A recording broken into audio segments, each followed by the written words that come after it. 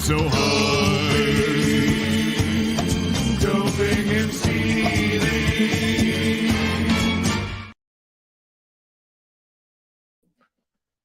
Welcome, everyone. Welcome to the stream. How are you all doing this evening? It's your host, Danny Dhaiphong. I heard it's kind of a packed day out there, but I hope you enjoyed that DD Geopolitics. Follow them on Telegram, by the way, that video that they so graciously, I was on their live stream earlier, they so graciously let me use for my stream because it has a lot to do with the topic I'm going to get deep into tonight. But a lot of coping, a lot of seething when it comes to Ukraine at the G20. But before I get to all of that, make sure that you like the stream. That helps boost the algorithm. I'm going to give you a tip. If you're jumping around between streams, I know my friend Garland is on. I think Jackson is also on. So if you're jumping between streams, one helpful tip that you can leave in open tabs, the others going on mute. That boosts everyone's watch time and it helps boost everyone's channel because that's what YouTube ultimately tries to measure. So if you're doing that, that's a good way to support everyone without having to sacrifice, and you can listen to your preferred stream, whichever that one might be. But with that said, everybody, thanks for coming on. Hit that like button, hit that subscribe button, hit that notifications bell. And if you do support this work and you want to see it become sustainable, you want to see it expand, you want to see it grow, the best way to do that is to support on Patreon at patreon.com/Danny Dhaiphong. It's patreon.com/Danny Dhaiphong. You can find that link in the video description. Also, there are many great options there as well. You can do annually on Substack, monthly on Substack. You can be a YouTube member. Welcome to all of the paid members in the viewership today. Really good to be with all of you. You can also do one-time options at Buy Me a Coffee. You can send a super chat. You can send a PayPal donation. However you want to do it, it's all in the video description. It's all right here for you. But with all that said, everyone, I have a packed stream today. So let me just review the topics I'm going to speak about. One, I'm going to talk about Ukraine's G20 nightmare. Ukraine actually ended up being the most important part of the G20, but guess what? It was not how Ukraine envisioned it going. Ukraine had a really bad time at the G20. It wasn't actually in attendance, but Ukraine was the topic of the day, as it usually is when it comes to world developments, and it was indeed triggering for Zelensky and company. So I'm going to get into why that is. Then I'm going to talk about Blinken's surprise visit to Kiev in the lead up to the G20 summit. This was a so-called surprise visit, and I think there was much more to it than meets the eye, and I'm going to tell you why. And then lastly, although I'm debating between two stories, maybe actually do two stories, an additional story to the last one, but the Dprk, China, and Russia are rapidly forming what looks like a trilateral alliance on their own as the United States steps up its aggression in the region.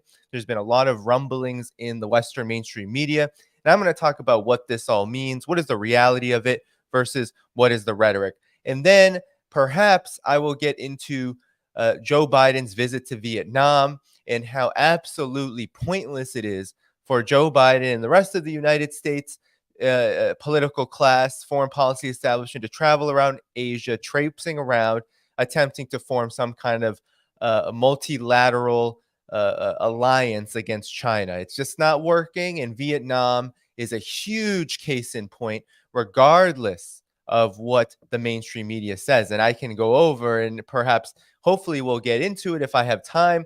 Well, I'll get over just how these mainstream media reports contradict themselves from the headline to the content that actually resides therein.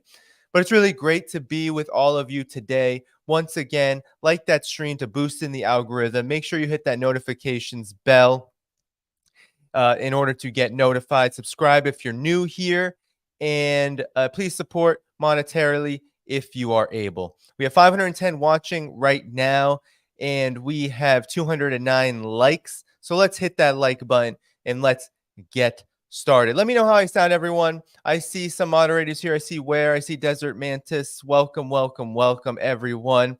Let's see if I see anyone else. No, I think those are the moderators for tonight. Good to see both of you.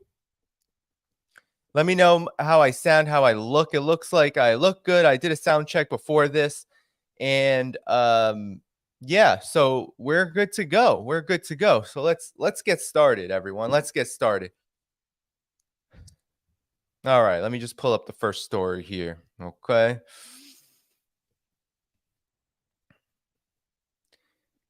It is major coping and seething for Ukraine after the G20 summit. So the G20 summit occurred on the weekend of September 8th. It was a 2-day summit, and there weren't really high expectations for this summit, actually. There was the non attendance of Putin and Xi Jinping, Vladimir Putin and Xi Jinping. So the leaders of maybe the two most important countries right now in the world, Russia and China, were not present. They did send representatives, though. But it was quite clear that the G20 summit this year was going to be less eventful than in past years. And this, despite the fact that India really wanted the G20 to make a splash because India was hosting it, was the president of the G20 on the rotating basis that it takes part in. And India was hoping to make what it called a diplomatic splash, a diplomatic masterclass. So India was really hoping to come out of this looking like a world leader. And India believes that it did come out looking like a world leader. But this was much more eventful, I think, than what meets the eye. And what I mean by that is that, well, not much happened at the summit in terms of results. We saw India and the United States and the European Union announce that they're doing this economic corridor, which will involve Saudi Arabia and UAE as kind of a counterweight to BRICS and the Belt and Road Initiative. In my opinion, that's a nothing burger because the United States doesn't generally like to invest much infrastructure development in other countries and with other countries. So it's likely to be a very slow project, this economic corridor. And if it's going to compete with the Belt and Road Initiative, it has a lot of catching up to do, given that the Belt and Road Initiative, China's flagship infrastructure development project globally, is more than $1 trillion worth in US dollar value. And it already has 147 countries signed up, and it has thousands of infrastructure projects completed or underway. So this economic corridor has a long way to go and is really a nothing burger because we can't trust the United States really in anything. And so there wasn't really any other splash at the G20 to really announce, except for Ukraine. And so at each G20, they come out with a leader's declaration. And for context, the G20 is not that old of an institution. It started at the beginning of the 20th century. It was really an attempt by the United States as it was forging unilateral, hegemonic wars around the world, as it was asserting itself as the global superpower without a competitor. This hegemonic empire decided that it wanted to look the part of a multilateral partner, a multilateral player. So the G20 was such an attempt to bring in countries in the post-Cold War order, Russia, China, along with many of the European countries, Italy, the UK, France, etc., bring them all together and essentially do nothing, because that's what the G20 has been. It's been really a big nothing burger of a mechanism. It has long been known to be simply a public relations outlet for the United States diplomatically, and it hasn't really had any significance for quite some time. And so this year, though, the G20 and last year as well in Bali. So the G20 in New Delhi and the G20 in Bali were increasingly significant because of the Ukraine conflict. In the United States, I believe, and I believe the collective West as a whole, thought that they were going to take advantage. You saw the media reports that the European Union wanted to take advantage of Russia and China's so-called absence, Xi Jinping and Vladimir Putin's absence, that they were going to show the world that they can lead this kind of institution and make significant diplomatic headway. Well, nothing could be further from the truth, but the biggest and most significant piece of the G20 summit was its leaders' declaration statement, and in particular, what they said on Ukraine. And I want to compare the statements from Bali and the statement from New Delhi 2023, from Bali 2022 G20 summit, to show you just how much things have changed and for the worse when it comes to Ukraine. Ukraine is seething and really coping hard with the fact that the entire world has essentially rejected its attempt to frame itself as the victim of Russian aggression, because the G20 could not come to an agreement about this. And I'm going to show you what happened. So the Financial Times reported on this. This was huge news. And this, I'm going to show you just how Ukraine's foreign ministry spokesperson took this in a minute. But here, the Financial Times reports that the G20 summit drops reference to Russia aggression against Ukraine. Joint language does not condemn Moscow's invasion after China refused to repeat critical wording.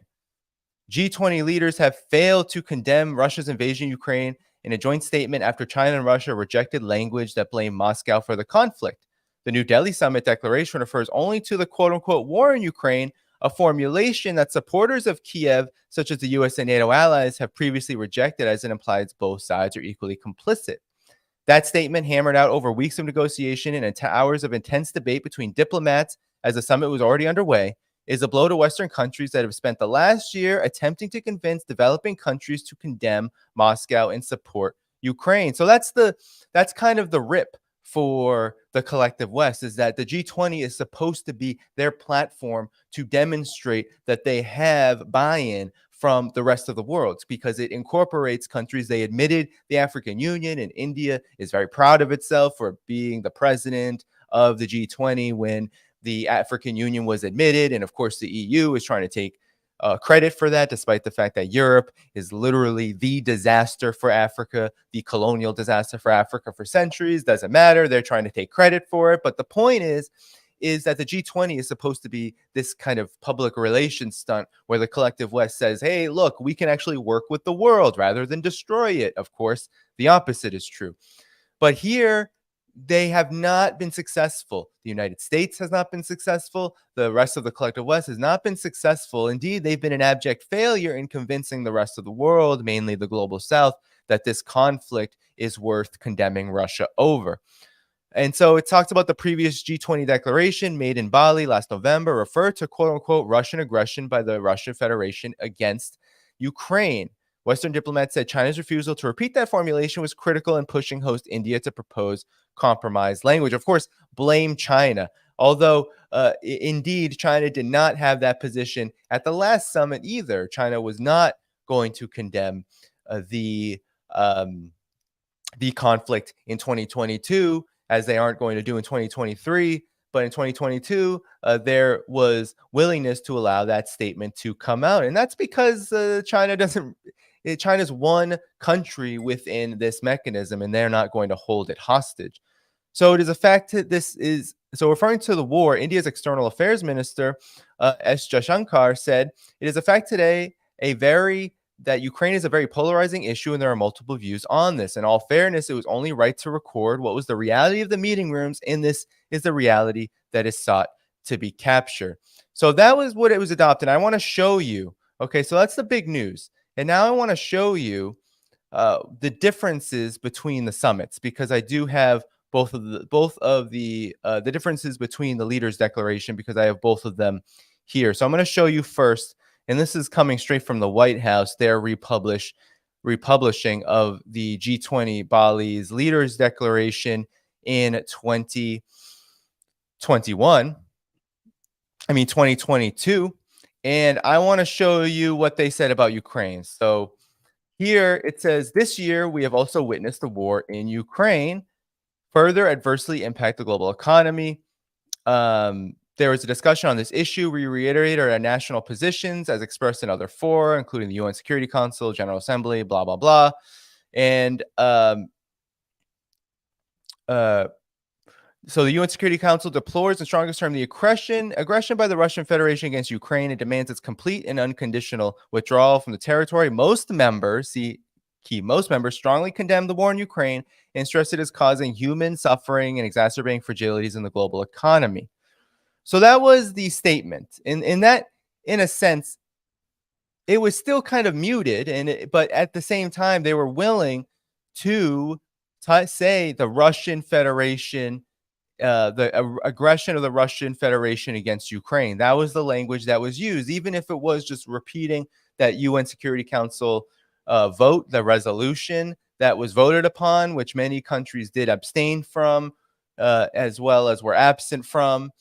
But many countries, 141, voted to condemn Russia. And that's because the United States and the collective West mobilized the entire world to do so, at least much of the world, much of those countries that they could organize. So there is the statement there. So it's actually not as extreme as the Western mainstream media wanted to paint it as. And that's because there was still opposition from Russia and from China at the Bali summit.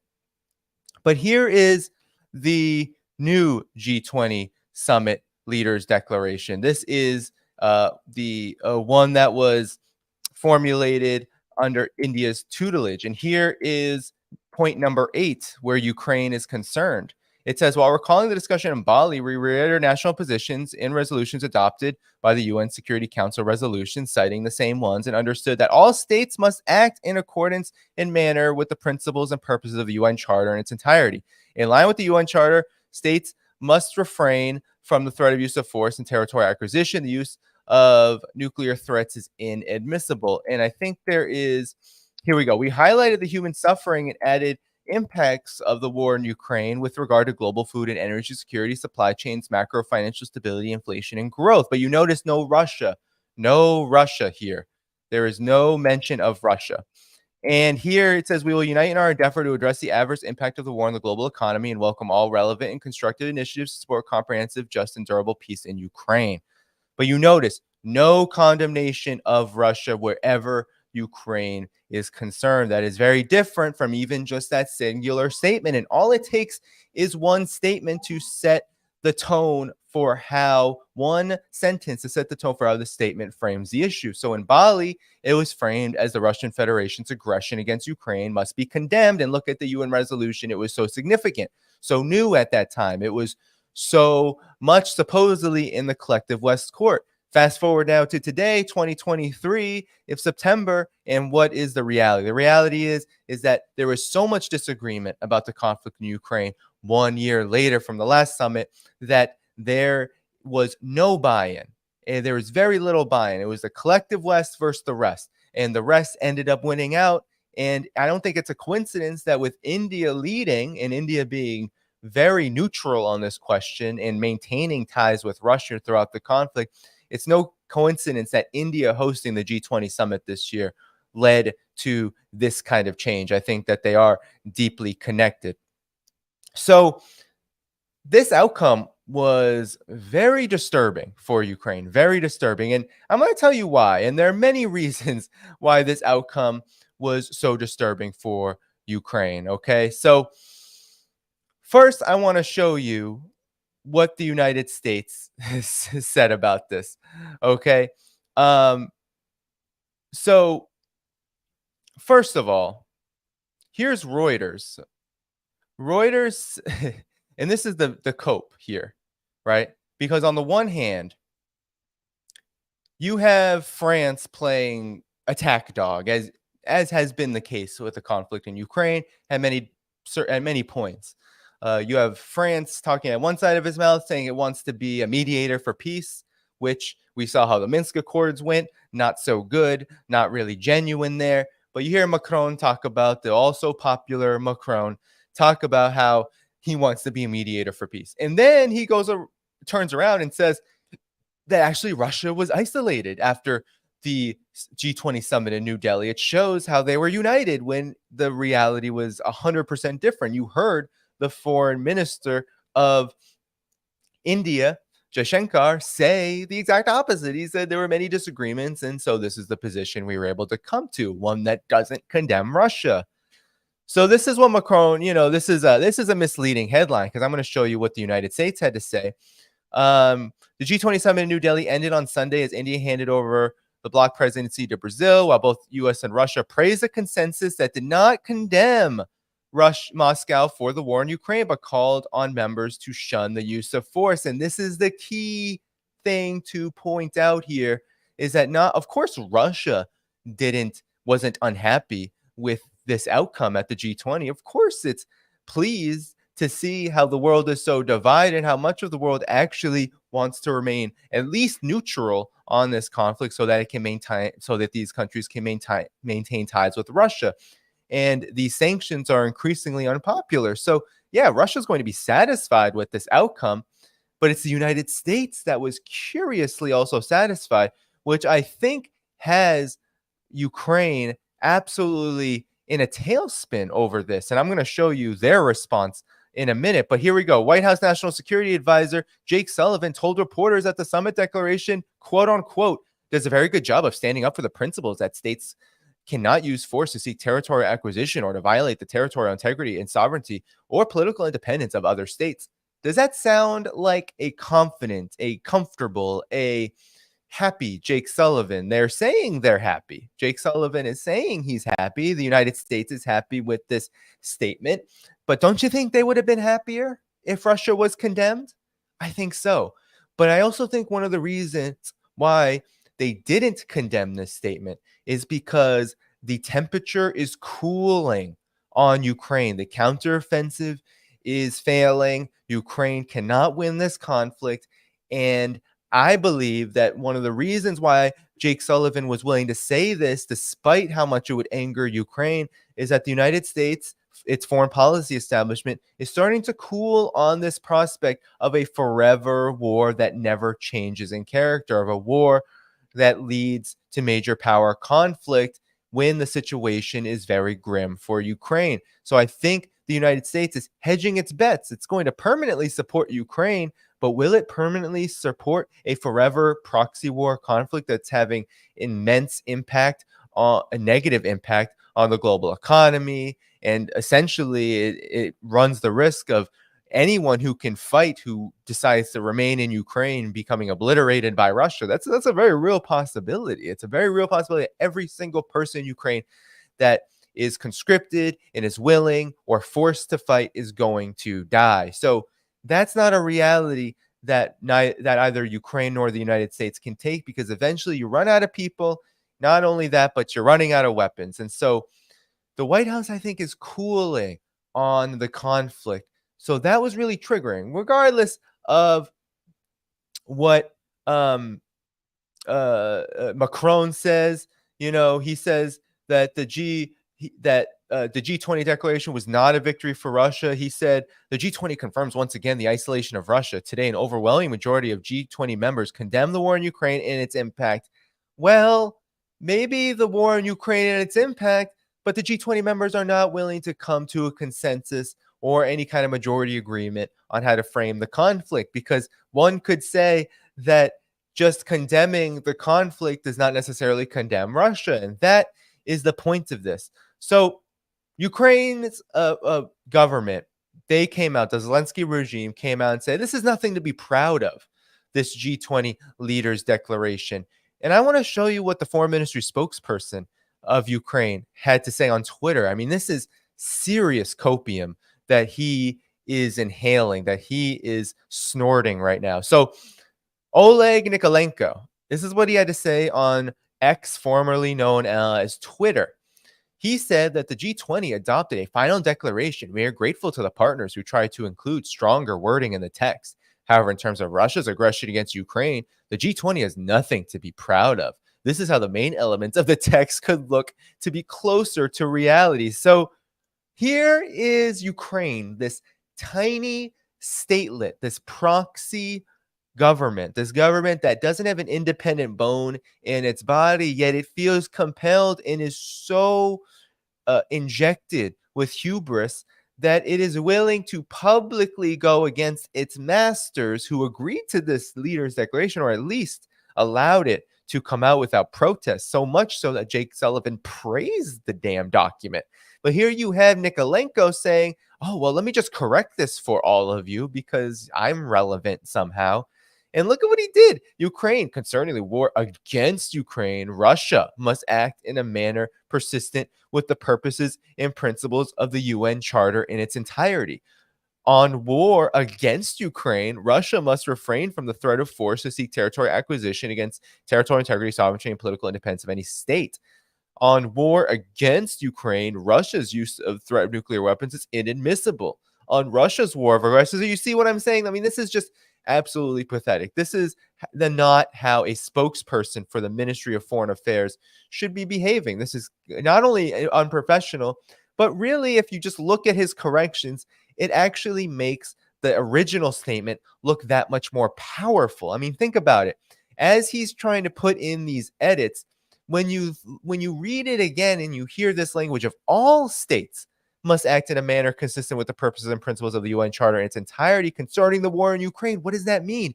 It means there are countries who believe, Russia, for example, to a large extent China, and maybe some others in the G20 that we just don't know how they're talking in the back rooms. They believe that other states are a problem here. And who are those other states? Well, it's not just Russia. It's participating in this conflict. The entire collective West is. So if you read closely here at this original statement as Nikolenko is trying to edit it and to make some grand statement, what he's actually doing, I believe, is reinforcing the powerful nature, the powerful message being sent by this statement. And so really it just exposed how the collective West is actually they allowed themselves to get self-owned, and Ukraine is now feeling the heat from it. They are feeling triggered by this statement and they should, because what this says is that all states must act in accordance to international law. All states meaning the United States, NATO, yes, they all must act in accordance to the UN Charter. Of course, they're not, but that is the point of the statement. So Nikolenko, incredibly triggered by this. Ukraine, incredibly triggered by this, and as they should be. I mean, this is an abject embarrassment for Ukraine. It really is. And so that was the biggest story at the G20 summit, believe it or not. The biggest story at the G20 summit was Ukraine, but not for the reasons that Ukraine had hoped it would be. Ukraine, I believe the United States and the collective West hoped that there would be a stronger condemnation, but I think they knew there wasn't going to be. I mean, if you just put your finger to the sky and observe global developments, you see over and over again, even the European Union violating their own sanctions to trade with Russia. You have the entire world continue to trade with Russia because the entire world also needs access to its energy markets. And you also see the expansion of BRICS and the expansion of multipolarity happening in real time, which is a huge red flag and signal that the unipolar order that the G20 represents, with the United States at the head, is increasingly becoming outmoded. And Ukraine has nothing to feel. It can't say anything about the G20 summit other than express disappointment, because it should be disappointing, because not only is Ukraine losing on the battlefield, not only is Ukraine losing thousands upon thousands, now the numbers are up to 66,000 in the counteroffensive dead, and it hasn't even been a full season yet. They've been doing this for 3 months. Now that you've had 66,000 dead, you've had most of NATO's military equipment that was donated completely obliterated, destroyed, or captured. Now that this has occurred, and that there really isn't much left for Ukraine to take advantage of, they're not going to make many more gains, if any, from here on out. Ukraine is going to continue to receive aid, as they have recently after Blinken'S visit to Kiev. But even that aid, it's just well known that it's not going to be enough. Even with these surprise attackums, right? Even with that, okay, try to fire them on Ukraine and Russia, on Crimea, and Russia's going to shoot them down. And now we're hearing murmurs and rumblings that come this month, September 2023, Russia is going to wage a monstrous offensive now that Ukraine's counteroffensive has been destroyed. So the prospects for Ukraine are very bleak, and they are not happy that the G20 essentially abandoned them. The G20 essentially abandoned them. That is all you can say about it, that the G20 abandoned Ukraine, and that means the United States is increasingly looking to jump ship. Now, it's not going to, because the conflict in Ukraine is incredibly lucrative, it's incredibly profitable, but also it's existential, and there are forces that want to see it continue in some form. But I believe that this is increasingly looking like the United States, and if we see the G20 summit leaders declaration as kind of a barometer of this, it's looking like the United States, with all of its talk of freezing the conflict and slowing it down, it's looking increasingly like the United States wants to maintain this conflict permanently, but it wants to do so in a manner where the scope of it is manageable, meaning that it is not manageable to wage counteroffensive after counteroffensive, lose all these men, lose all these weapons, and leave the United States really with nothing left to give other than its so-called valuable stockpiles that it wants to have preserved for other conflicts, right? So the United States is not going to let itself, given that it is this military albatross that really depends on militarism around the world to maintain hegemony, it's not going to let Ukraine drain that capacity in full, even when every single venture that the United States is hoping and wishing it could wage around the world on China and whoever else, even though that those efforts will ultimately end in failure, it wants the opportunity. The neocons, the foreign policy establishment, want opportunities. They are opportunists at heart. They're not going to let Ukraine take that away. And so the miscalculation of the neocons, this complete folly, this completely and utterly ridiculous assertion that a proxy war on Russia would essentially end the Russian Federation, throw Putin out. You remember early on in the conflict in March 2022, Mr. Joe Biden, President Joe Biden, going up there and saying, we're going to remove Putin from power, right? All of those assertions that Russia would fall because of sanctions, they were always ridiculous, that Russia would not be able to handle what NATO had to offer Ukraine on the battlefield. It was all smoke and mirrors. It was all bluster. And now the bluster is blowing back in Ukraine's face. It's blowing this really sharp and uncomfortable sand right in Ukraine's face, the dust of war right in the eyes of Zelensky and company. And it is not pretty. And the G20 summit leaders declaration shows that Ukraine made a gamble with the United States, these coup artists, these fascists, these far rightists, these putschists that make up the Ukrainian regime.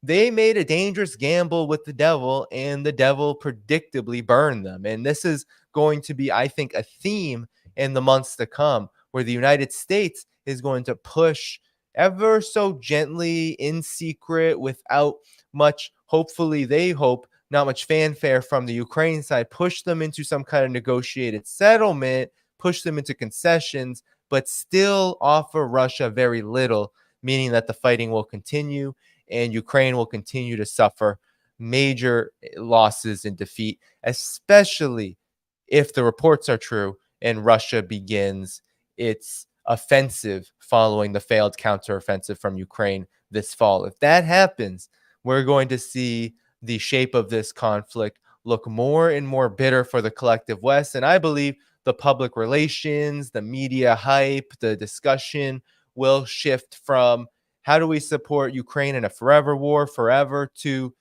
how do we frame this in a manner that makes it look like we have higher ground and we're going to wait and see. And we already see that happening. You've seen the mainstream media reports, 2024, 2025, Ukraine will be ready. Let's just hunker down. Or let's rebuild our production capacity militarily United States, NATO, let's focus on that. And eventually we will be ready to supply Ukraine with what it needs. I believe that's what we're going to see for quite some time, and that the reports are only going to get more and more grim from the battlefield. And also, when it comes to things like the G20, the message for Ukraine is going to be a lot less enthusiastic. There's going to be a lot less energy behind it. And you might just have blunders like this one for Ukraine, where mechanisms like the G20 cannot and will not be able to give the United States and NATO and Ukraine what they want, which is this total propaganda campaign saying that Russia is the aggressor and it is the provocateur, it is the provoker of this conflict, it is the aggressor, and it needs to be condemned. I think that ship has sailed and it's never coming back. And we can thank the multipolar world, the efforts of countries like Russia, China, even India in this case, among others in the global south, for helping steer the world back into rationality and into a place where the prospects for this conflict coming to an end are, and the conditions in the environment are taking shape, even if there is one side, the United States and NATO, that is completely and totally uh, without any interest in such an endeavor. The entire world, though, is in a different place. And that is what matters. And that's why the G20 leaders declaration was so triggering for Ukraine. It's because most of the world just wants this to end, and they're not willing to sacrifice their interests to help the United States and NATO fight a war against Russia.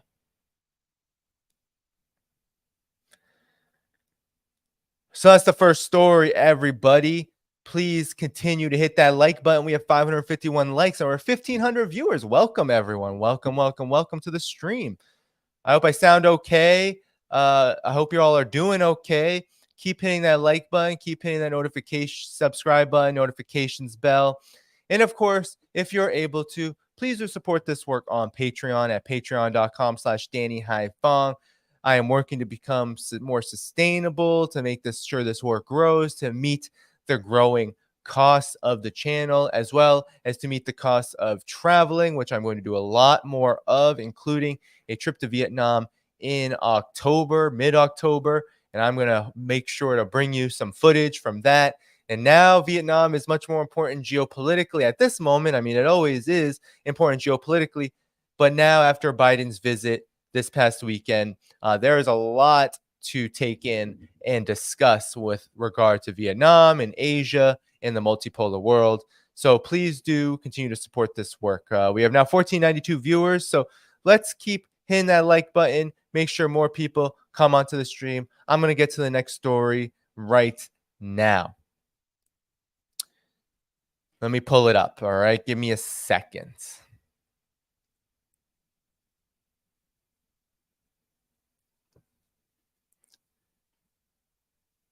So in the lead up to the G20 summit in New Delhi, you had Secretary of State Antony Blinken make a surprise visit to Kiev.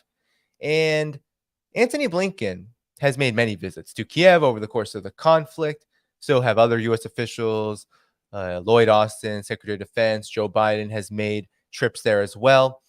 But in the case of Antony Blinken, this time, rather than just a single day trip, Antony Blinken decided to spend essentially what was an entire weekend. It wasn't the weekend, but a couple of days in Kiev, speaking deeply and at length with Ukrainian officials. And while the public narrative about this visit was very enthusiastic, and Blinken certainly had only good things to say about how Ukraine is doing in the counteroffensive, about how it's going to support Ukraine from here on out. There was another $1 billion+ of military aid to Ukraine that was provided.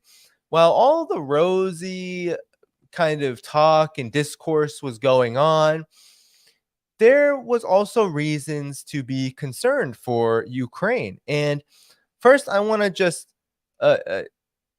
talk to you about the developments of this visit. So this is what CNN had to report first. And then there were a couple of things about this visit that were indeed troubling. And so here you have Kiev, Blinken's Kiev visit. He makes clear that the Biden administration is working to support Ukraine for the long haul. So Antony Blinken visited Kiev on Wednesday for his third trip to the Ukrainian capital since Russia's invasion, where he doubled down on support for Ukraine's counteroffensive, announcing more than $1 billion of additional aid from the United States and underscoring for an audience back home why the U.S. needs to commit these billions of dollars to defeat Putin. Blinken said the U.S. is quote-unquote determined to continue to walk side by side with Ukraine when he met with Zelensky, as he called on the country's progress in the counteroffensive. Very, very encouraging. So here you have, essentially Blinken doing what he always does, which is flanking hard to the right of even his own president at times, but really also in opposition to the Joint Chiefs of Staff in the Pentagon. So Zelensky said it was always a great message of support for Ukraine when U.S. officials visit, noting that it's a very tough period for his country. The top diplomat announced more than $1 billion in additional funding for Ukraine's war effort as the Biden administration braces for a political struggle to secure more money. In its ongoing counteroffensive, progress has accelerated in a few weeks. The new assistance will sustain it and build further momentum. So one thing about this progress, they're talking about the reports early in September saying that Ukraine had broken some defensive lines of Russia's in the Zaporozhye region. There's been no details, no reports, no confirmation, no nothing about this. It's highly likely that this actually didn't happen and the reports were completely made up. So this new package includes $175 million to replenish Ukrainians' forces with weaponry that the U.S. has given to the country in the past, including air defense components, HIMARS, multiple launch rocket systems, ammunition and communication systems, et cetera, et cetera. So of course it is not as much as is needed, but we're going to get into some of the disturbing parts of this visit. But now I want to, so that's the report. That is what happened. He came, he went, he spoke for a few days. But on the surface, it looks like just a general visit, that this visit really had no significance. It was just more weapons, more aid, a lot of encouragement to Ukraine. Things are going great. It looks all good, right? It looks like there's nothing wrong here. Well, I want to play what the Duran had to say because I thought it was very interesting what they had to surmise about this. They're actually going to be on this program September 19th, and we're going to get deeper into things like this. But here's what they had to say. I thought it was very interesting, and it really did shed a critical light on this conflict, and especially on this visit, because this visit seemed benign, but indeed there are suspicions about whether this really is all about just supporting Ukraine or whether it's about delivering some hard messages to Ukraine as the United States is about to enter an election season where the future of the conflict, at least on the U.S. side, is not so certain. So here's what they had to say. Security guarantees, which are clear. An interesting trip that Blinken made to Kiev. What do you think this was all about? Well, this is the most interesting trip. I mean, it's come out of nowhere, but then of course we never get many announcements. He's apparently not gone by himself. He's got the Danish Prime Minister there with him, which is interesting.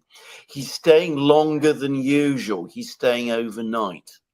Now, if you go to the US media, there's clearly a concerted effort to tell us that all is well, that he's gone there to reaffirm Americans, support for Ukraine.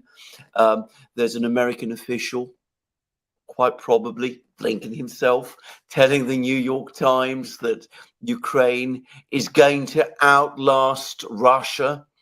Now, when people start saying that, when they start saying things of that kind in the context of a visit like this, I think you need to be particularly careful and particularly wary, because that's clearly, to my mind, a sign that somebody's trying to reassure us that nothing much is changing, when a great deal is in fact changing. Now, let's take a few steps back. About 3 weeks ago, there was a meeting between General Milley and various other Western military chiefs and General Zaluzhny, in which they discussed the offensive. And Milley basically tells Zaluzhny, we don't like your tactics, we don't like your strategy, you're attacking on too many fronts. So this is the division that exists, okay? This is the division that exists within the U.S. foreign policy establishment. Milley has not been happy with Ukraine's priorities, arguably since November of last year, since Ukraine ran through the military that they had been provided in those offensives in Kherson and other parts of eastern Ukraine, and essentially ran out of everything, ran out of all of the weapons, and then demanded more. And Milley was not so happy and said, "Oh, maybe it's time to consider a change here." So Milley has always been more skeptical, even than Antony Blinken, who tends to be the worst stenographer. He just goes off at the mouth about how much and how valuable this war is. He really is a puppet of the warfare state, even more than the generals. And I think that's a pattern in U.S. foreign policy in terms of discourse,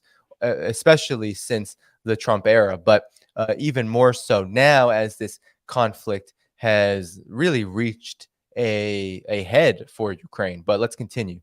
We want you to focus everything you've got on the southern front lines. We want you to break through the southern front lines in Zaporozhye and drive on towards Tokmak and Melitopol and ultimately the Sea of Azov. That's the area of decision.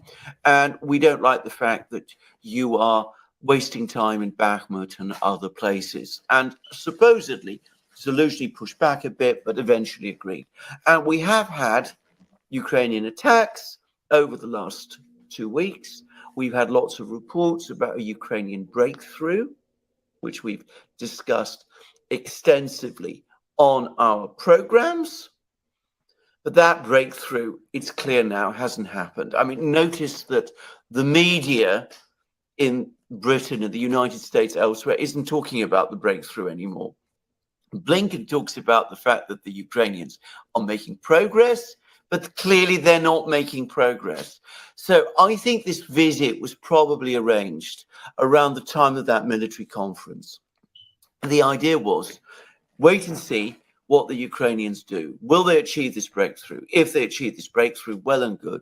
We get Blinken there and he comes along and he reaffirms support with Ukraine, for Ukraine, and we start laying down conditions for the Russians about the way forward. If the breakthrough fails to happen, if the offensive remains stuck, then Blinken still goes to Kiev, but this time he comes as a bearer of difficult news. And I think when you unpack it, when you unscramble and look what's happened, I think that most probably he's told the Ukrainians, look, your offensive isn't working. You're not following our advice. Your tactics aren't sound. In light of this, we have no realistic choice. We're going to have to talk to the Russians about how to end this conflict because our ability to continue to support you is almost exhausted. We've given. So I want to stop it there quickly because what Alexander Mercouris is saying here is that he came as a bearer of bad news, and it doesn't seem like that in the media reports. But I want to I want to show you really quickly. The reality is, and let me just pull this up for you. The reality is that Antony Blinken has said right after this visit that Kiev is ready for peace talks. I repeat, Kiev is ready for peace talks. And so that's what I wanted to show you. I cannot find the source for this just yet, so bear with me. But Blinken has said, I think I can actually pull it up from my folks at DD Geopolitics here, where Mr. Blinken has said that here he is. So after he visited Kiev, he came out, and this is where this speculation becomes, and I'll get back to the video in a minute. This is where the speculation kind of becomes reality here. And so here, my friends over at DD Geopolitics played what Blinken had to say, where he basically admits that Ukraine is ready for peace talks when Russia is ready. But what do you think this really means? And let me just play this really quickly for all of you, because I think it is really instructive. Here we go. Negotiations, John. It takes two to tango. Negotiations, John. It takes two to tango. Sure. And thus far, we see no indication that Vladimir Putin has any interest in meaningful diplomacy. If he does, I think the Ukrainians will be the first to engage, and we'll be right behind them. Everyone wants this war to end, but it has to end on just terms and on durable terms that reflect Ukraine's sovereignty and territorial integrity. So there he is. That's on This Week on ABC. But there's Antony Blinken saying right after his visit to Kiev that it's Ukraine that's ready for negotiations. Speaking for Ukraine, meanwhile, I mean, Ukraine has literally said nothing of the sort. Ukraine has never said, oh, yeah, we'll talk to Russia as long as Russia will talk to us. No, Ukraine has said, we're going to win this. This is a just war. We're going to push through, take back territory, hit Crimea, NATO and the United States. You better be with us, right? Talking all this hubris and bluster. And of course, angering at times their overseers and their masters. But that's been the Zelensky regime since the beginning of this conflict. And it really hasn't changed. So the fact that Blinken is speaking a different tune, I think shows that indeed there is maybe less of an appetite for this conflict from the United States. And they're speaking through Ukraine here via Antony Blinken. But let's continue this for a little while longer because the folks at the Duran have a bit more to say. We're giving you some money, we're giving you some more weapons, but frankly, much less than we've given you in the past.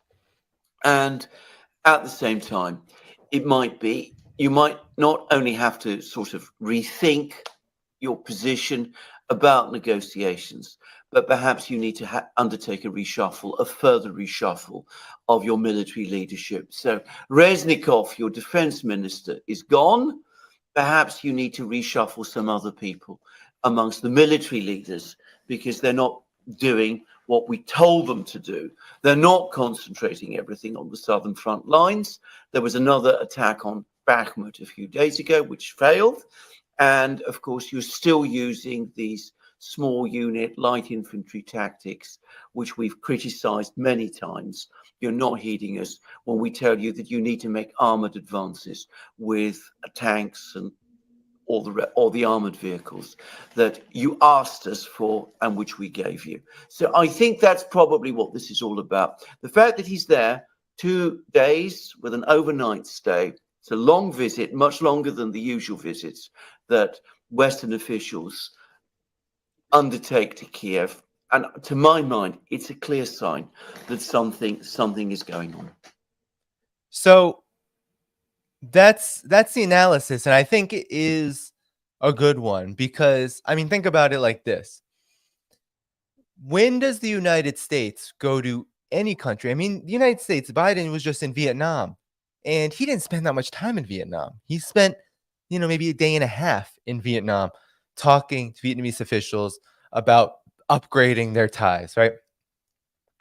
So what country, especially the United States, which doesn't do diplomacy, what country sends their top diplomat, if you can call him that? I would call Antony Blinken a war stenographer and a water boy for the neocons. But Antony Blinken going to Kiev for 2 days to talk about things that are already agreed upon, to talk about support, to talk about how everything is going well and how, oh, we're just so proud of you, my child. Like, that's generally not how it would work with any country diplomatically. If there are agreements, if there's really nothing to talk about, you're not just going to stick around. You had Joe Biden in Vietnam. I don't know if you all saw that video complaining. He was complaining about, oh, he's been so many countries in so little time. Like, it is not fun to travel, around and around and around the world. So generally these visits are very quick, especially when agreement is pretty ironclad and there's no real disagreement. So that's why I think that this visit, in line with what the folks at the Duran had to say, was very much about I think they got into a little bit of a debate.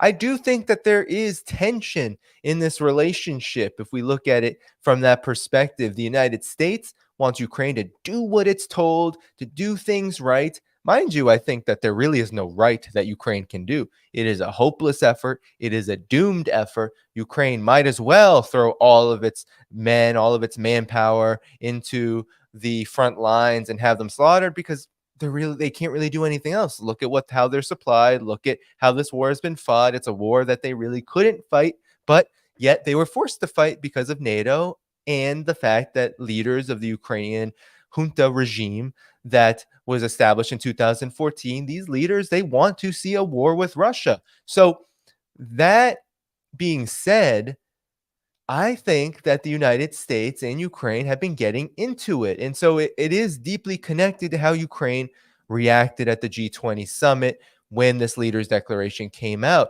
It was almost like a slap in the face. Wow, you really didn't stick up for me. You really allowed these leaders at the G20 to not come to an agreement on condemning Russia. This looks bad for us. I mean, when I was at the UN Security Council, you have Ukraine sitting on every UN Security Council meeting, even though they're not a non-permanent member or a permanent member. They're just always there because the United States and the collective West said they need to be there, right? It was the US, UK, France. They need to be there because this is such an important war and we're always talking about it. And Ukraine, it's like a symbolic gesture, all this nonsense. But Ukraine is there. So the fact that Blinken had to be there for a couple of days and have multiple conversations and have probably lengthy conversations with Ukrainian officials. Mind you, Kiev is not the best place to be right now. It's not a paradise. It's not a resort. It is a war zone. So the fact that Blinken had to sit in a war zone for 2 days means that there's serious problems with this offensive, with the counteroffensive, with the proxy war as a whole. And I believe that one of the things that Blinken is raising is a number of scenarios that could play out in the next 6 to 12 months. One of those scenarios is a presidential election change, a power change, and what that would mean for Kiev if Donald Trump or really anyone else wins the 2024 elections. It will likely be between Joe Biden and Donald Trump. So if Trump wins, it is not a guarantee that the same kind of support that Ukraine was given under Biden will be given under Trump. It is likely that at the very least, the rhetoric changes, because we've seen how Trump has talked about the conflict in Ukraine. He has talked about it very differently. He has staked out opposition to it. So it's likely that the rhetoric will change. And when rhetoric changes, policy tends to also go with it. It's not 100% foolproof. It is likely that Ukraine will continue to receive some kind of support even under a Trump administration, given just how existential this conflict is for the neocons. But nonetheless, it's likely going to be diminished. It's likely going to reduce. It's likely going to be that if there is a GOP-dominated House, Senate, and White House, that policy will shift even ever so slightly. But those slight shifts mean that Ukraine's prospects are even dimmer than they are now. So I believe that Blinken was there consulting on this, talking about the results of this counteroffensive not being encouraging, but being the opposite of that, being discouraging, being a hard reality, a hard look into the reality that Ukraine is losing, and that now it's time to talk seriously about how the United States needs to engage with Russia, needs to, at the very least, de-escalate even in minor ways, and that the United States cannot be made to look like it is basically parading around the world, trying to bully other countries and bully the whole world for not supporting Ukraine. That era is going to end. It's becoming less and less effective. BRICS is expanding. Multilateral, multipolar mechanisms are expanding in opposition to U.S. hegemony. So this Ukraine business, and also you have China to contend with, where the United States wants to escalate its aggression toward China. So with all of these considerations, it's time to start to begin deprioritizing Ukraine. That's a very scary prospect for Ukraine, because deprioritizing Ukraine means that the conflict could very rapidly deteriorate, and that this war of attrition that Russia is fighting could very well accelerate into the end game for Ukraine. And so Blinken came to Ukraine with many different many different purposes, but one of them was to give a hard talk to Ukrainian officials. But another was to escalate as well, because Blinken, as I said, is a water boy for the neocons. And here is one of the ways, and I will play you the video from Newsweek. Here is one of the ways that Blinken escalated during his trip to Kiev. And that is, and you've heard from Estonia, you've probably seen the reports, and other European countries, union countries, saying that they are going to begin to essentially hand the assets that they've seized from Russia at the beginning of the conflict and start handing them to Ukraine for rebuilding. You've probably seen that. And now the United States has officially come out during this visit, during the Kiev visit from Blinken, come out and said that it's going to do the same thing. That's a major escalation. So the Kremlin, the Russian government condemned a plan by the U.S. that would see assets seized from sanctioned Russian oligarchs used to help Ukrainian military veterans. During a press conference in Kiev on Wednesday, Secretary Antony Blinken said those who enable Putin's war of aggression should pay for it. So essentially what this is looting. So the United States seized assets from so-called Russian oligarchs, really just stealing people's money and property, right? Yachts and various accounts, etc. Seized it around $5.4 million. And now it's saying that it's going to hand this money from Russian nationals to Ukraine for rebuilding. So Dmitry Peskov said that this is an illegal act. Actually, I'm not going to play the video here. I don't think it's necessary. But Russia is condemning this plan, but it is another reason why Blinken went there, because he wanted to announce that he is seeking to escalate, and the United States is seeking to escalate this economic war by doing what is just a criminal gesture. It's not going to change the outcome. It's not going to really hurt Russia. What it's meant to do is provoke Russia, to anger Russia, and also to make the United States look big and look powerful in a moment where Ukraine is not looking so good. So by saying we're going to start giving these assets to Ukraine, what the United States is saying is, see, I can still poke you in the eye to Russia. But it's not, it really isn't going to make a difference. But lastly, on this topic, I just want to say, and I want to pull up this article about Zelensky. Zelensky's not the smartest bulb in the bunch. He certainly doesn't have an independent bone in his body. He was always bought and paid for by people like Kolomoisky, the oligarchs that have funded his campaign. And of course, the neocons in the United States and NATO that basically have him on a leash. But I want to pull up this article because after Blinken's visit, Zelensky had these curious words. And that's why I believe that the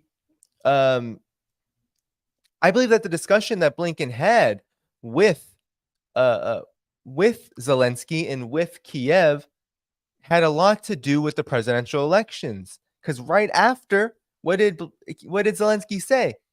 The New York Times reported that Zelensky said that the future of the war in Ukraine hinges on the presidential election. So I do think they were talking about the fact that the elections are going to change the dynamic in the United States, the political dynamic and the calculus to the detriment of this proxy war. And here is what the New York Times had to say. It says, the Ukrainian president, who has treaded lightly in his public comments on American politics, weighed in on the 2024 race at an event in Kiev. And he said that the American presidential election now looms over Russia's war in Ukraine, said Zelensky in his most extensive comments in recent weeks on U.S. politics and the war. Zelensky, speaking at a conference in Kiev on security matters, said Russia is hoping an opponent of military aid to Ukraine will win in the United States, but he did not believe U.S. policy would shift either way. Of course, they're counting on this, Zelensky said of the Russians. They're counting on American elections very much. Ukraine has bought support from both major political parties in the U.S., but former President Donald Trump and other Republican candidates have said they would halt or diminish aid and redirect those funds for domestic needs. And here's where he gets something very wrong. He says, whoever be the leader, they will be leading on the opinion of the American people.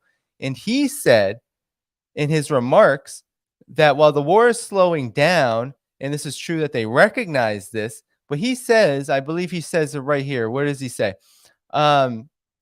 He said that he is confident in the continued aid because the majority of Americans support it. So this is, I think, an indication of the level of concern from Vladimir Zelensky and the Ukrainian regime, that in fact, all this confidence in the United States continuing to support the war is really an admission that they're not so confident.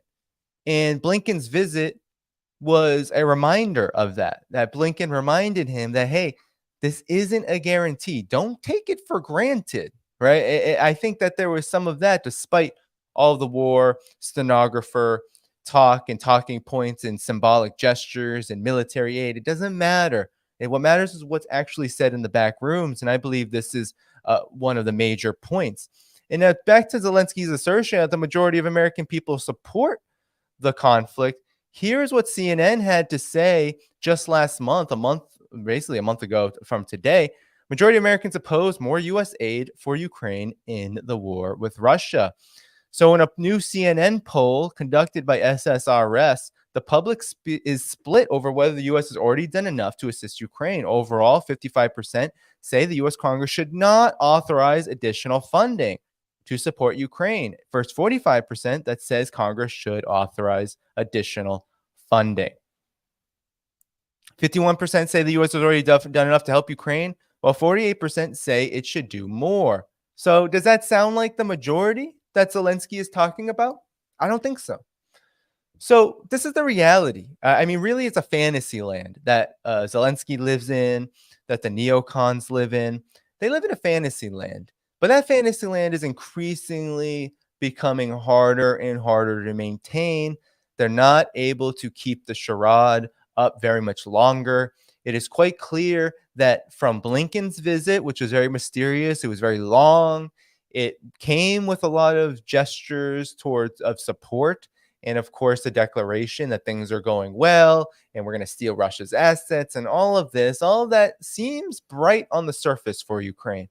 But then you dig a little deeper. You dig into how Ukraine reacted to the leaders' declaration at the G20 summit. You see Zelensky's comments after this visit saying, hey, the U.S. election is going to really determine what happens with the war, but it's really the Russians that are so concerned about this, when in fact it's actually Ukraine. I believe it's Zelensky that is very concerned that if Biden is not reelected, that there will be a reduction in aid to Ukraine. So all of this points to the stark reality that Blinken's visit was not some pat on the back. We love you, man. We love you, bro. We're with you forever. Don't you worry. We're going to support you to the end. I believe it was a real consultation on what has happened during the assessment, during the counteroffensive, that doesn't show what the United States needs to see. And also probably more talks about, well, the Ukrainian government needs to change. It needs to get better. It needs to look better. It can't be looking like this while losing on the battlefield. So more anti-corruption, all that nonsense that they're playing at with the dismissal of Reznikov. And I also think it was about, well, politics may not remain the same. We probably have to start talking to Russia more deeply through back channels. And guess what? I'm going to go on television and say that you're ready to talk when Russia's ready. Even though we're going to continue to support, continue to provoke, you don't have to worry. You're probably not going to have to talk for a very long time. But just know that the shape and the optics of this conflict are not going to look the same from here on out, because you have failed. I think Blinken really said that you failed. You didn't listen to us. I was your biggest champion. Newland was your biggest champion. Sullivan was your biggest champion. We pumped you up. We gassed your head. We made you look really big and strong and cool. And you really made a fool out of us. The Pentagon was singing a little bit of a different tune. Mark Milley has been saying a different tune. And you really embarrassed us. And you really made him look right. And we're not happy about that. So things are going to probably look different from here on out. At least that is what Ukraine's reactions, how they're talking about politics, seem to suggest. So it doesn't look good for Ukraine, and this conflict is about to get a whole lot bleaker for it.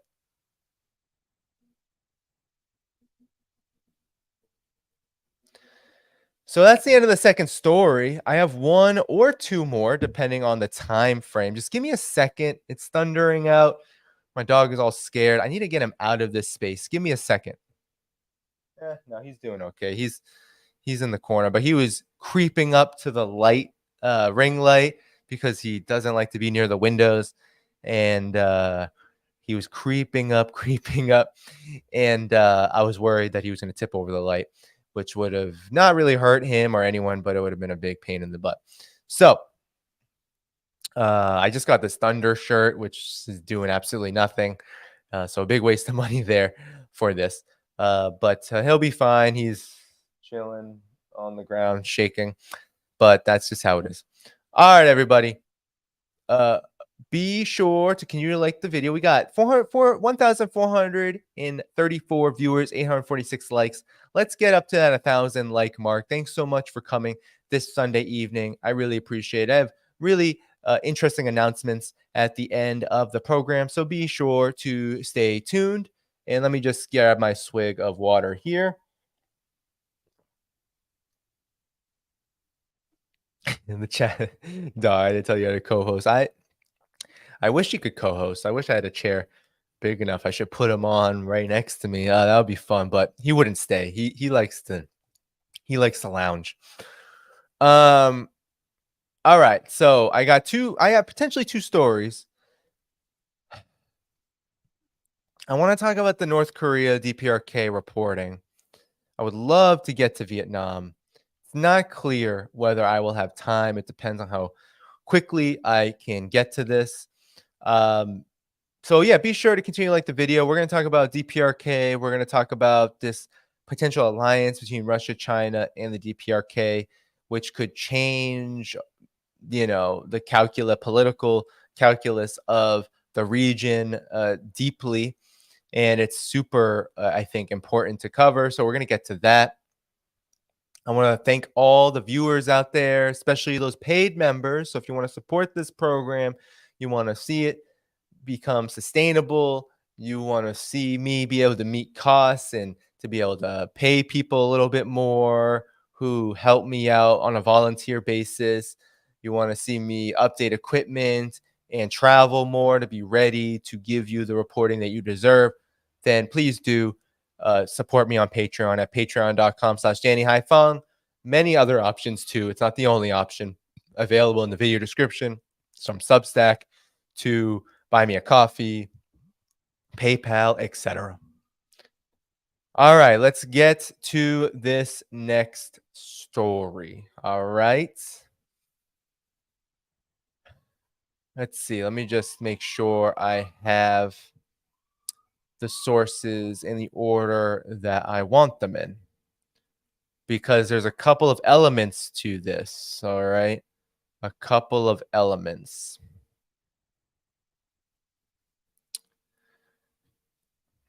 Give me a second here.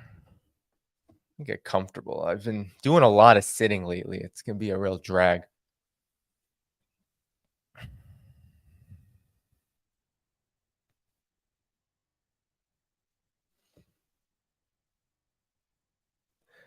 The United States is really shook up right now. It's really having a hard time. And that's because there is a brewing alliance, a brewing partnership, a trilateral partnership brewing in Asia between Russia, China, and the Dprk, the Democratic People's Republic of Korea, also known as North Korea to many observers outside of Asia, outside of the global south. So there have been many reports over the course of September leading many to believe in the collective West, or at least those war stenographers trying to figure things out without really much information at all, that the DPRK is being brought out from the cold by Russia and China. And the reports are interesting because they say a couple of different things.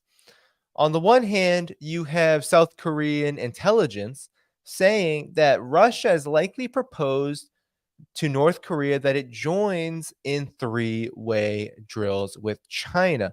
So this is one of the reports, and it says Russia has likely proposed that North Korea participate in three-way naval exercises with China, according to a lawmaker who attended a closed-door briefing with the director of South Korea's top spy agency Monday. The briefing came after Russia's ambassador in North Korea, Alexander Metasagora, told Russian media that including North Korean joint military drills between Russia and China seems appropriate.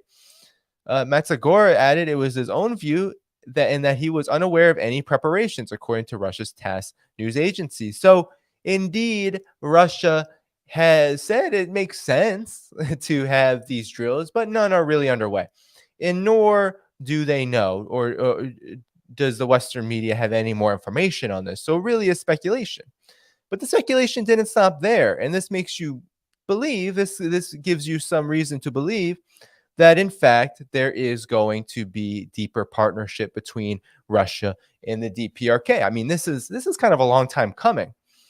So in the same vein, it was reported in the New York Times that Kim Jong-un and Putin plan to meet in Russia to discuss weapons.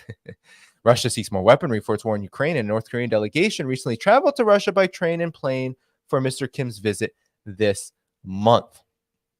Kim Jong-un, the leader of North Korea, plans to travel to Russia this month to meet with Vladimir Putin to discuss the possibility of supplying Russia with more weaponry for its war in Ukraine and other military cooperation, according to American and allied officials, of course, all anonymous, meaning their likely intelligence. In a rare foray from his country, Mr. Kim would travel from Pyongyang, North Korea's capital, probably by armored train, to Vladivostok on the Pacific coast of Russia, where he would meet Vladimir Putin. So here you see the map.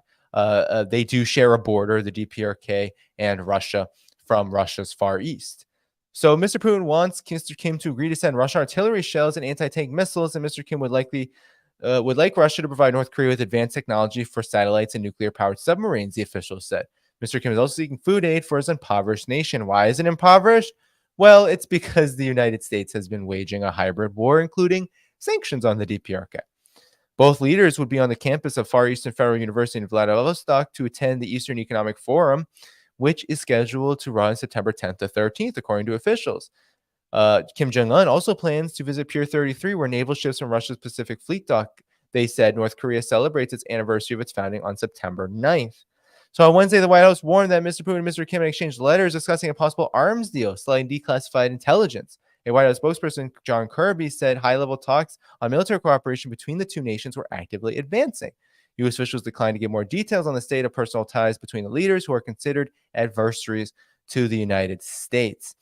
So the intelligence relating to the plan has not been declassified or downgraded by the United States, and the officials describing it were not authorized to discuss it. They declined to provide details of how spy agencies collect this information. So we don't know how the information collected. We don't know how accurate it is.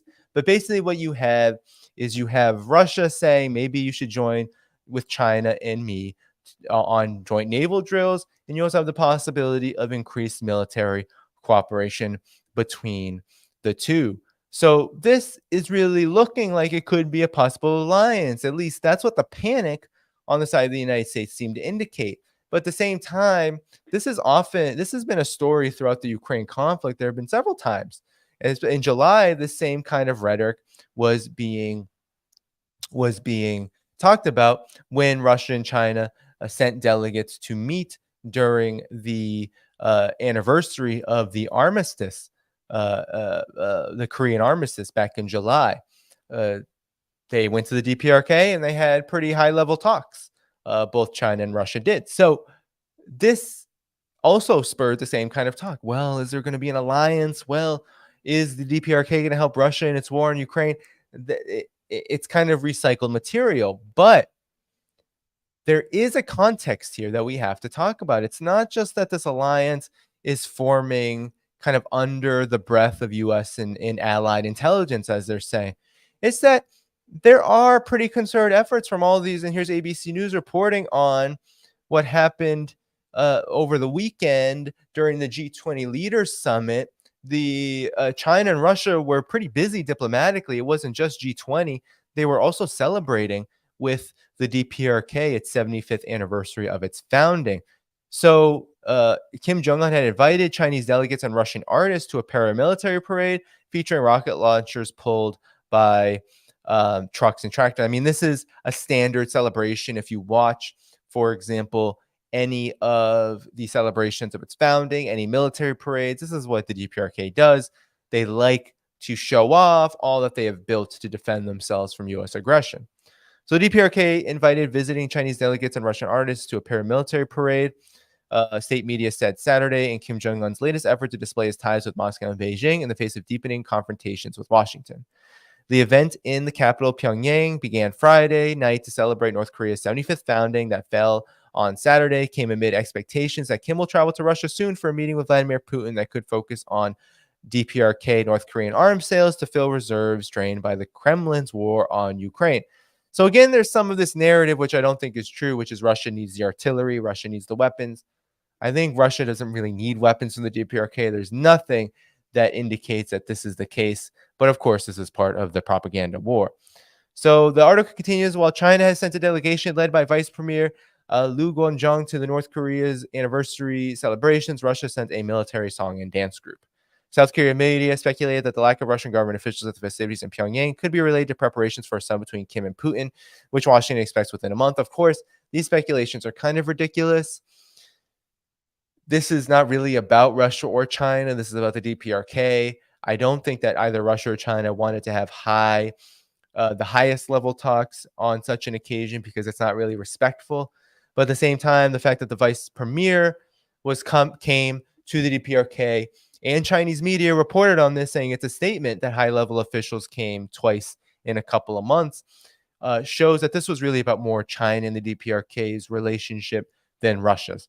But nonetheless, it's significant that all three ended up celebrating in some capacity. So Putin is expected to attend an international forum that runs from Sunday to Wednesday in the eastern city of Vladivostok, which was the site of the first summit with Kim in 2019, and is now seen as a possible venue for their next meeting. The South Korean spy agency told lawmakers in a closed-door briefing Thursday that North Korea and Russia could be arranging an unsuspected surprise route for Kim's visit to avoid potential venues reported by the media. And the Dprk, nor has Russia, really confirmed this trip. So that is what is being told to us now, right? That Russia and China are getting closer to the Dprk. Now, there are good reasons for this that aren't being mentioned. For one, the United States just held a trilateral summit with Japan and South Korea in Camp David in the United States. And that this summit was all about building up this new Cold War on China, to build up this so-called military alliance against China to contain China, despite the fact that the United States continues to say that it's not doing that. But of course, reality says a much different thing. And this also comes as Japan has made recent visit to Kiev as well, praising Kiev for its effort in the war against Russia, being fueled and led by NATO. Japan and South Korea, these countries are not really trustworthy in the information that they're providing. And there's all these little hints that this is really about propagandizing and fueling around a Cold War scenario. And Japan and South Korea are simply the conduits to do that. But Russia and China and the Dprk have deeper reasons now to support each other and work together, given that Russia is now the most sanctioned country in the world. The Dprk and China all experience sanctions. There is a trilateral summit targeting China with the United States, Japan, and South Korea meeting together to form a military alliance. And of course, you have a military alliance in NATO already doing that to Russia. So you have these commonalities and common interests from a similar external enemy taking deep shape at the moment. But this isn't a momentary thing. This has been a relationship that has been reviving. And I think one of the consequences of NATO's proxy war in Ukraine is that it is strengthening the hand of the global South to come together and build real bonds of solidarity, knowing that time is very limited and developments have to move faster. The United States cannot be trusted. NATO cannot be trusted. There has to be independent mechanisms developed in order to survive and for real de-escalation to occur. And that means the DPRK has to be brought out from the cold. And here is an article written at the beginning of the year in Asia Times. Not really a friend of China, Russia, or the DPRK. But here they're saying that Pyongyang is no longer isolated as Moscow and Beijing move away from upholding sanctions championed for the United States. So this is an alliance that just didn't start yesterday. Actually, Russia and China have been subverting sanctions for quite some time. So at the beginning of 2022, DPRK's strategic position looked bleak. It had clung to a zero COVID claim, leading to almost total closure of the border with China and bringing trade to record lows. There were strong indications that China was easing up on enforcing UN sanctions that banned it from importing North Korean coal, as well as sanctions that prevented it from exporting oil products to DPRK. But none of this was happening fast enough for it to be economically meaningful to the DPRK. As we enter 2023, DPRK faces a different landscape now, one of opportunities for economic gain without much sacrifice. Tensions between China and the United States and its allies have reached heights unprecedented since U.S. President Richard Nixon's visit to China in 1972. Most significantly, Russia's unprovoked assault on Ukraine. See, that's how you know the Asia Times is not a friend of Russia, saying that it's an unprovoked assault on Ukraine. But it has polarized the world and more resolutely than seemed possible in late 2021. In the long run, this development will likely help the DPRK avoid having to choose between possessing nuclear weapons and achieving some level of economic development. So the polarization coming from the conflict in Ukraine has helped the DPRK, as I said. The DPRK's political system is largely adapted to survive in the international cold with no friends or partners, arguably aside from China. But the international cold is beginning to warm as more countries join it.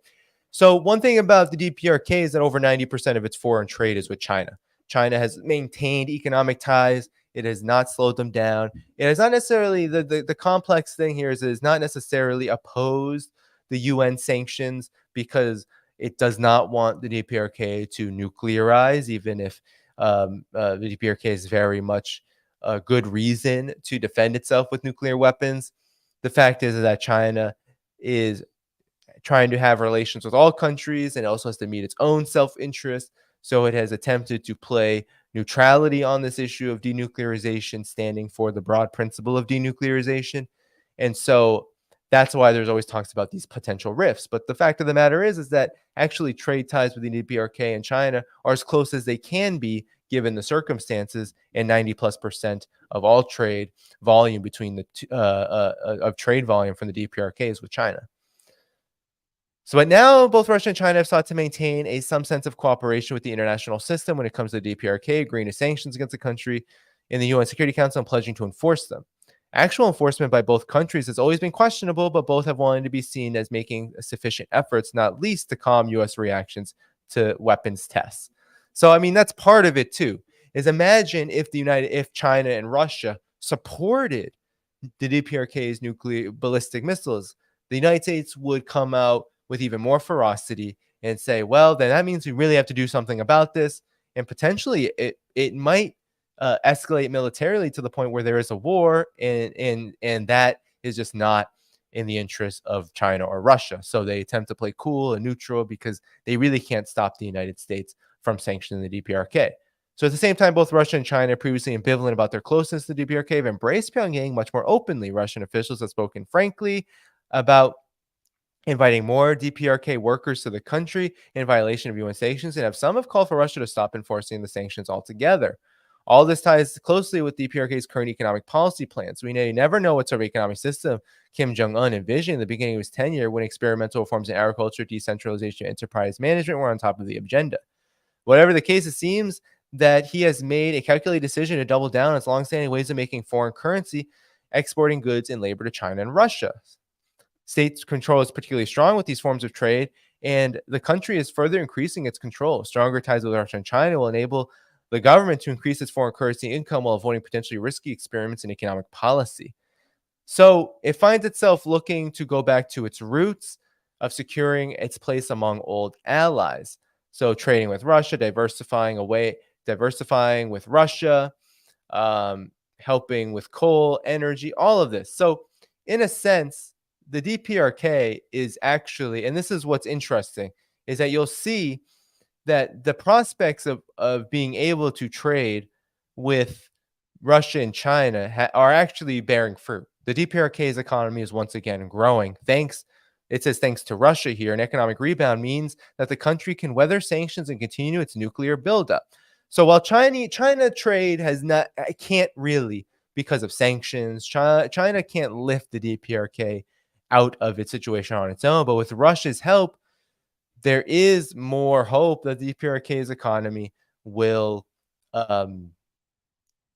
rebound than it is. And the Bloomberg magazine is admitting it. Russia has resumed sending oil to North Korea for the first time since 2020. The United Nations said last month that follows an earlier restart of grain shipments. While it's impossible to know what's going on in the other direction, both the U.S. government and independent analysts have one main thesis: munitions from North Korea's vast stockpiles. Of course, that is unconfirmed. They're just trying to say that the DPRK is helping Russia militarily. Hey, maybe it is. But Russia also has this huge military industrial output. It's unclear whether it needs such help.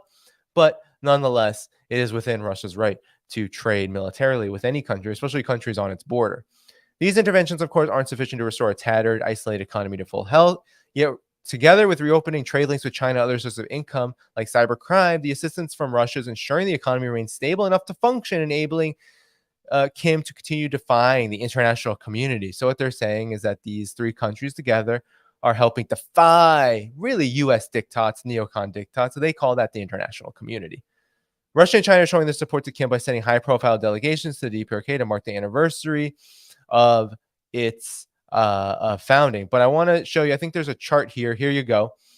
So North Korea's seaport is getting bigger. Detectable shipping traffic at Nampo, the main international port there. As you can see here, there have been 100 ships so far docking. There's been, in terms of traffic in 2023, much bigger than the prior 3 years. So in a sense, DPRK, and also, as you can see here, North Korea's economy is growing again. In 2020, negative growth. There was a world economic recession. Sanctions were still very robust. 2021, slight negative growth. And now you see positive growth over the last 2 years since the conflict in Ukraine. And that's because of Russia's assistance as the third country in this alliance. So this is very concerning for the empire. This is very concerning. And it's one that I think, it's concern that I think is born out of desperation of the moment. Because we can look at this historically. It's not like there isn't history here, all right? So I'm going to just pull up a few things to show you some of this, even just recent history. So Voice of America, a conduit of the CIA, said Russia and North Korea boosted economic ties back in 2015. So these countries have had relations for quite some time. I mean, this dates back to the Soviet Union, when the Soviet Union was the DPRK's biggest supporter and also, provided aid to its liberation war effort, as did China. So in November 2015, the two sides expanded the Kasan-Rajin project, a project connecting the railways of Russia's border town and the North Korean port by connecting a test shipment of Russian coal from Russia to the South Korean port city of Pohang through Rajin.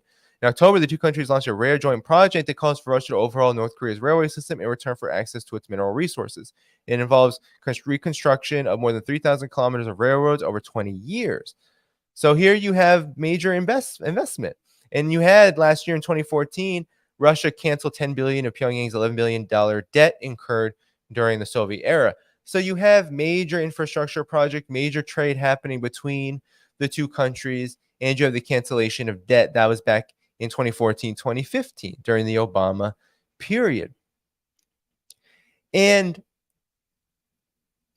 last year, all right, trade with China more than tripled in 2022.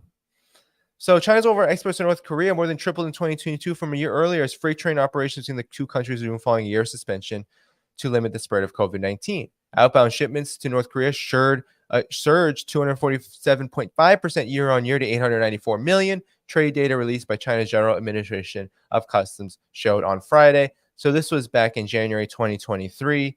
Pyongyang had stockpiled large amounts of Chinese medical goods, including massive ventilators, in early 2022.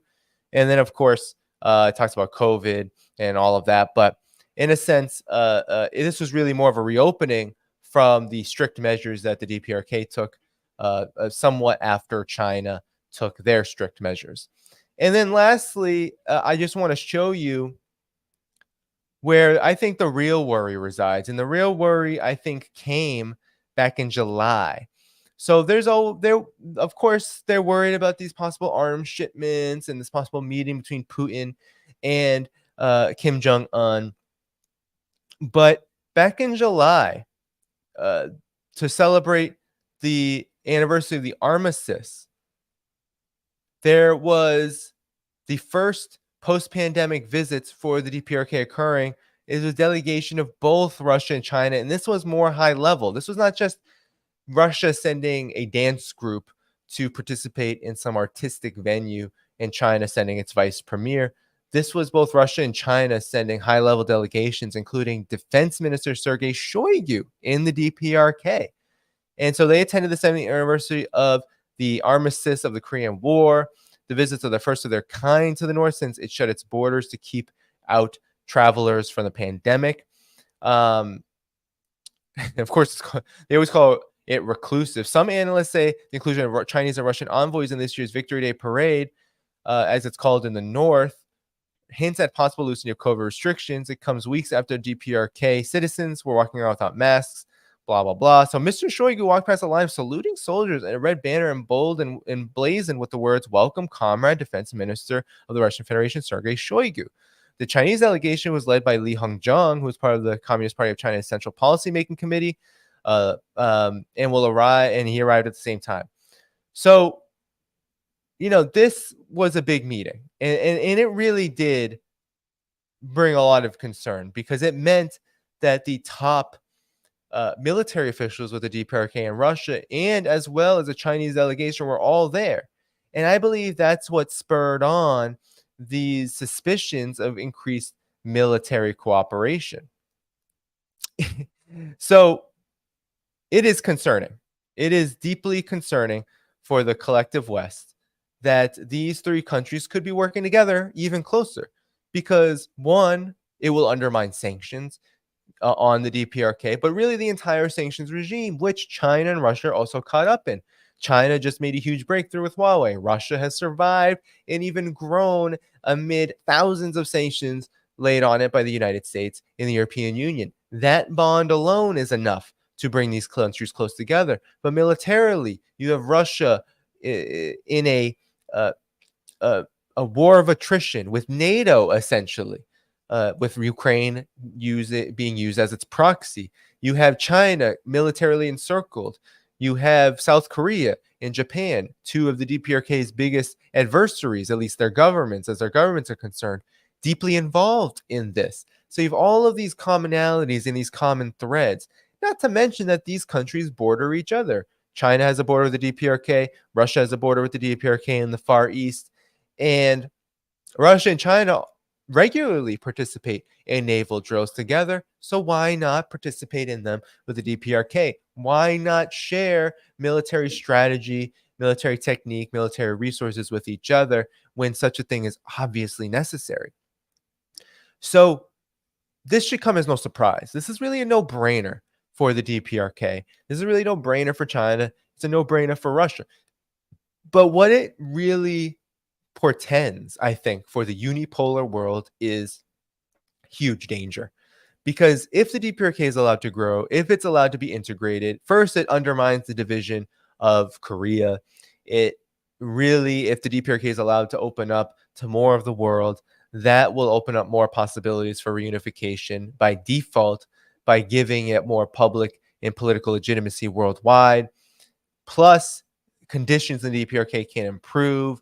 Economic growth can actually occur. shortages can be met, infrastructure projects can continue, can even grow. And while I don't see the DPRK joining multilateral mechanisms like the Belt and Road Initiative or BRICS, for example, I do see these kind of projects occurring. I read to you some of the ones that Russia was already involved with, but I do see these projects being more and more embraced by the DPRK, despite maybe not having the formal membership or name to them, despite not being able to label them as Belt and Road projects or BRICS projects. But I do see a further cooperation economically in the horizon as the military relationship strengthens. So this is bad news for the collective West. This is grim because the DPRK is a punching bag for the United States. I mean, the United States is still at war with the DPRK. It uses the DPRK as an example of what will happen to a country that refuses to submit, refuses to allow itself to bow down to the aggressor, to the hegemon that is the United States, refuses to settle a war on their terms, and uh,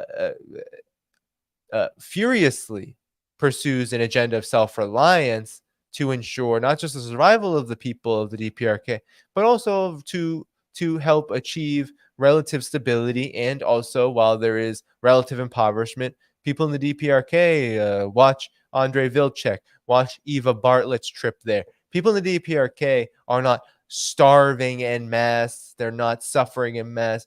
They've been able to do quite well for themselves under really difficult conditions and help meet the basic needs of the people because their economy is oriented in that way. It's oriented in a direction to meet human need. And so if it's allowed to grow and prosper, that opens up more prospects, and it also opens up more strength and more willpower and a whole lot more debate, discussion, and possibly integration for the region toward the direction of multipolarity.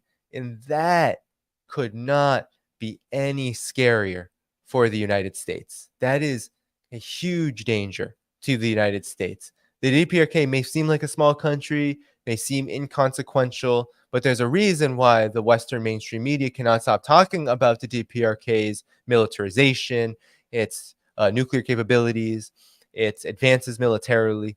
And it's because they've had their sights set on destroying that country, and that is looking increasingly impossible. But now, with that impossibility being a foregone conclusion, now they're concerned that Russia and China are going to help the DPRK reintegrate into the world. And that couldn't be any more blatantly a threat to the US's supremacy, because every notch under the belt that is taken from it, that is taken from the United States, is another blow to its hegemony. It's another blow to its legitimacy. And it only signals the reality that the neocons and the ruling elite refuse to cope with, which is the American empire, the US's unilateral hegemony, its unipolar order is dying, it's decaying. And this trilateral alliance, this deepening partnership between these three countries, is just another nail in that coffin, ready to embrace this decaying body of U.S. hegemony.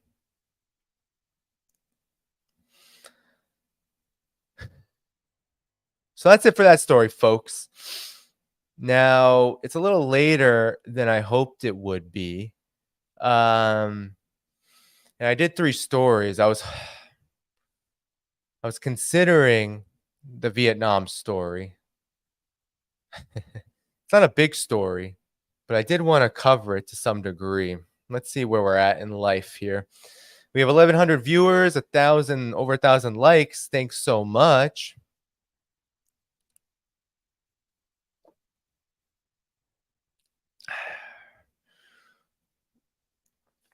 Now, it's 10:50. All right. I'm gonna leave it up to the viewers here. All right. Do you want, and this might be a mistake because everyone might vote in one direction, I'm thinking. Give me a 1 if you want a story on Vietnam and Biden's visit. Give me a 2 if you'd like me to get to announcements, and let's close up for the night. What do you have to say to that? 1 or 2? 1 story. I see a lot of ones already. 3. Funny. All right, we got ones. We got ones. We got threes, which weren't an option. All ones, all ones, all one. All right. The people have spoken. The people have spoken. All right. Let's cover Vietnam because this is very important to me. And I need to show you. This shouldn't take too long. It should take 20 minutes. I'm going to try to be good. Usually I take about 30 minutes per story if you haven't noticed. All right, everybody, let's get to it.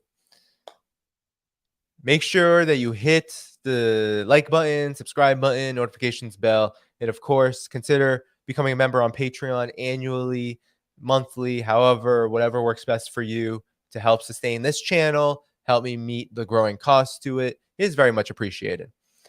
So, as I get ready, I am about to go to Vietnam. So that's one of the reasons why I make those pitches. You can also support on Substack. You can also support on PayPal. Buy me a coffee. Substack would be annual or monthly. Buy me a coffee. PayPal, of course, one time. And then you can become a YouTube member. Those are all great options. Because I'm going to Vietnam. And that's why this story is important to me. So let's get started with it, shall we?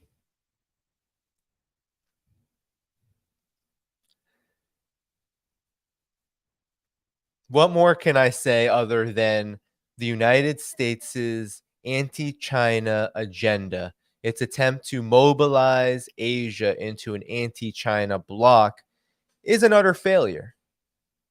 On the one hand, you do have progress in the realm of the symbolic military alliances like the trilateral summit that occurred in Camp David late August of 2023 with South Korea, Japan, and the United States. You also have AUKUS and the Quad, and you have all of these mechanisms to try to mobilize Asian countries against China.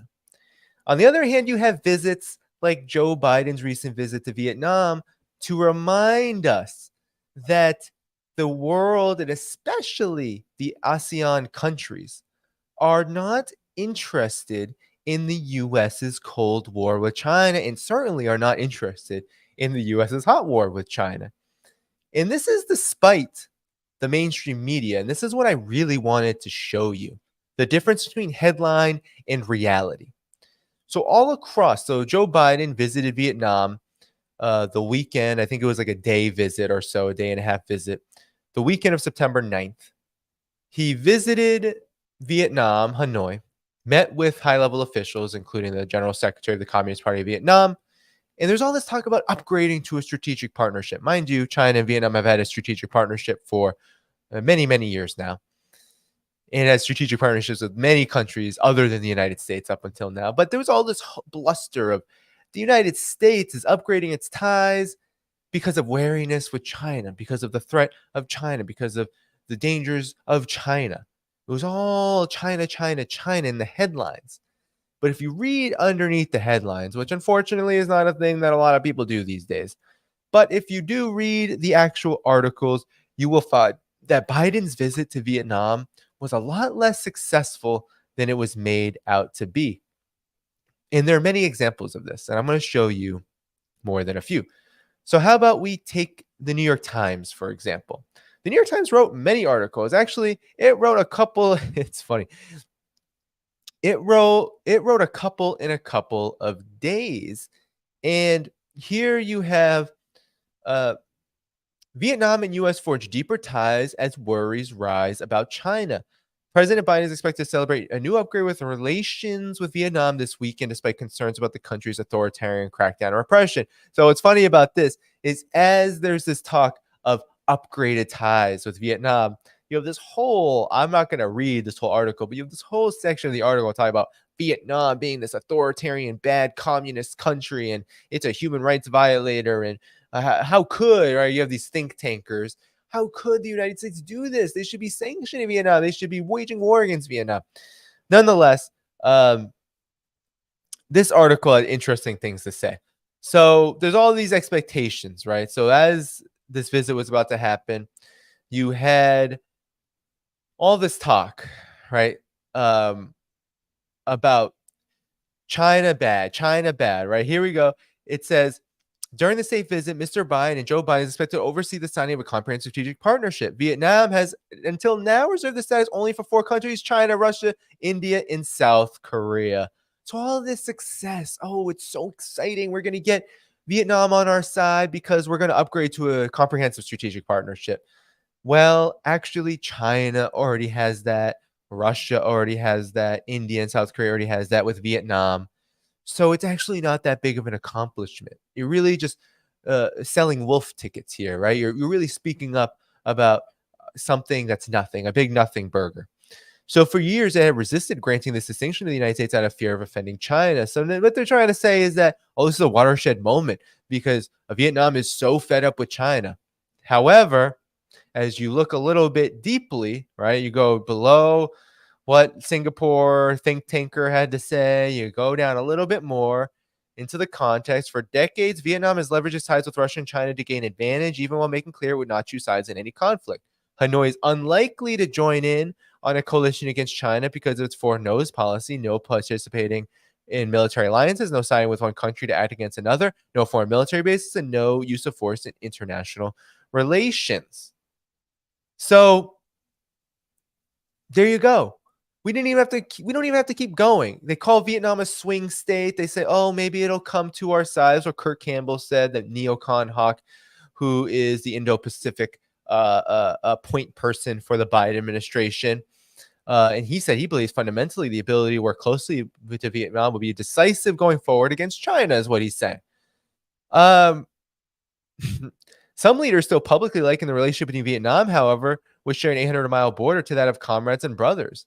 But the two countries have a painful history. For example, the war in 1979 they talk about. They talk about self-reliance. Here is what's really funny, though. They say surveys have shown that majority of Vietnamese elites welcome the political and strategic influence of the United States and are worried about China's rise. Vietnam has, quote-unquote, paid lip service to Chinese programs such as the Belt and Road Initiative, but has resisted making any commitment to them, says the Asia Pacific Center for Security Studies in Honolulu, which, of course, is another one of these think tanks of the United States military establishment. But this is saying without actually admitting, it's trying to spin the fact that Vietnam is actually a member of the Belt and Road Initiative. They call it I believe they call it the One Belt, Two Corridors partnership. It's not a former Belt and Road membership, but it's a bilateral mechanism between Vietnam and China to work together. And China actually built in Hanoi the first public metro system for Vietnam with, in cooperation. So this whole thing, so I don't even have to go on, right? That was how it was being talked about. All right. Leading up to it. But it gets worse. So let's just pause, because that was leading up to the visit. The visit itself really didn't lead to many splashes. I mean, there were enhanced ties. I think Vietnam is going to buy some Boeing jets. There was the upgrading to the comprehensive strategic partnership, which, given the United States' economy and the way it's going, really what that amounts to is that it's hoping to replace some of the supply chains issues it's having with China through the sanctions it's waging against China with Vietnam, because Vietnam is a rapidly growing economy, 7% per year on average. Now it's declined a bit to 3% on average in 2023. So it's hoping to diversify its relations. And even China, and I'll show you what China had to say. China has said that, well, that makes a lot of sense and we're not going to oppose it. But really, that article exemplified the reality that is Vietnam is not, they said it right there, Vietnam is not going to join in with the United States. And it also has pretty deep relationship with China, despite the differences, which there are differences. But it doesn't. But that doesn't matter. This shows that this meeting was way more symbolic than the United States was trying to portray it as. And the mainstream media can't even avoid admitting that. But I want to show you now the other bad news for the US with Vietnam is that as they were talking up, moving Vietnam closer to the United States against China, this is what Vietnam was doing. Vietnam chased the secret Russian arms deal even as it deepens U.S. ties. Defying U.S. sanctions, a Vietnamese government document lays out a plan to buy Russian weapons, which officials see as a way to upgrade its military as a hedge against China. I mean, this is, of course, spin doctoring here. Using Russian weapons against China seems unlikely. Vietnam has national security interests.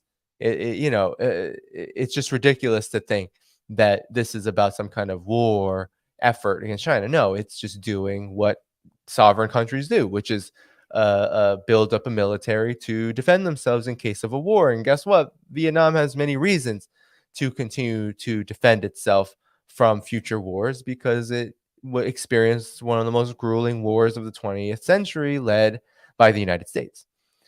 So here this article says when President Biden is greeted by Vietnamese officials in Hanoi on Sunday, he will be celebrating the prospect of adding another friend in Asia to a coalition that his administration hosts will side with American interests rather than China's and Russia's. So there you go. Explicitly, Vietnam, they're trying to pull it away from China and Russia too. During Mr. Biden's visit, the two nations will underscore their commitment to increase peace, prosperity, and stability in the region, said a White House press statement.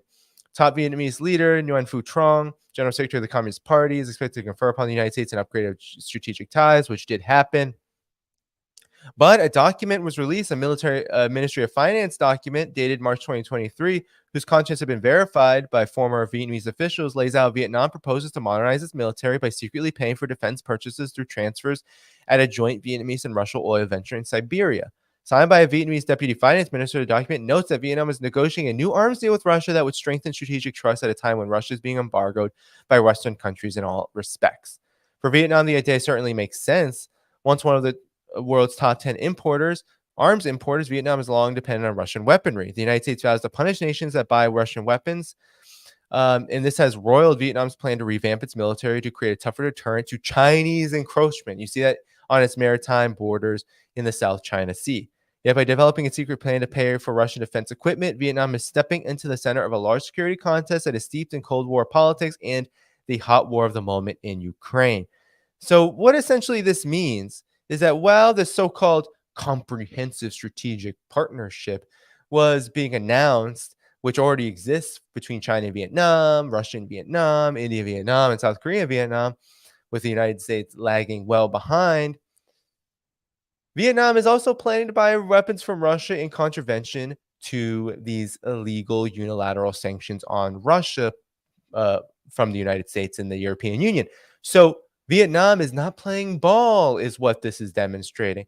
That this meeting was way more symbolic for the United States than it was significant, than it was materially significant for it. It was Vietnam that was seeking to upgrade ties because Vietnam is having economic difficulties and Vietnam is seeking to continue to hedge its bets between China and Russia, not wanting conflict or instigation or any kind of animus with any of them. That is why Vietnam operates in the way that it does with these two countries. So now here comes the big blow. So in Vietnam, while all of these symbolic gestures and upgrading economic ties were being had, you had Joe Biden himself say that the visit and outreach to Vietnam is not about containing China. It's about global stability, really. So here's Joe Biden saying during his visit that he was not trying to start a Cold War with China, but rather was part of a broader effort to provide global stability by building U.S. relationships throughout Asia at a time of tensions with China. So really, he's just spinning this narrative around, right? It's like you got to just spin doctor the Cold War. It's about stability against China's instability. See? It's not about containing China, Biden said at a news conference in Vietnam's capital, Hanoi, after attending the G20 summit in India. It's about having a stable base. The American president came to Hanoi as Vietnam was elevating the United States to its highest diplomatic status, comprehensive strategic partner. That is evidence of how far the relationship has evolved from what Biden referred to a bitter past of the Vietnam War.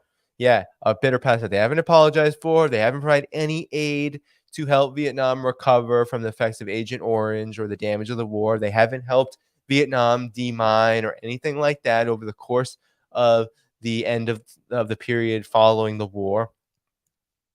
But yet they want an economic partnership to be robust because they want to pull it away from China. They want to pump it full of weapons so that it will fight China for it. All of this is all nonsense. And Joe Biden here is admitting it is, because everyone is wondering this. There is not a country in the world that's looking at this rationally and saying, that's strange. Why would Joe Biden go to Vietnam at a time like this? Well, obviously, it's to try to encircle China even further and provoke it.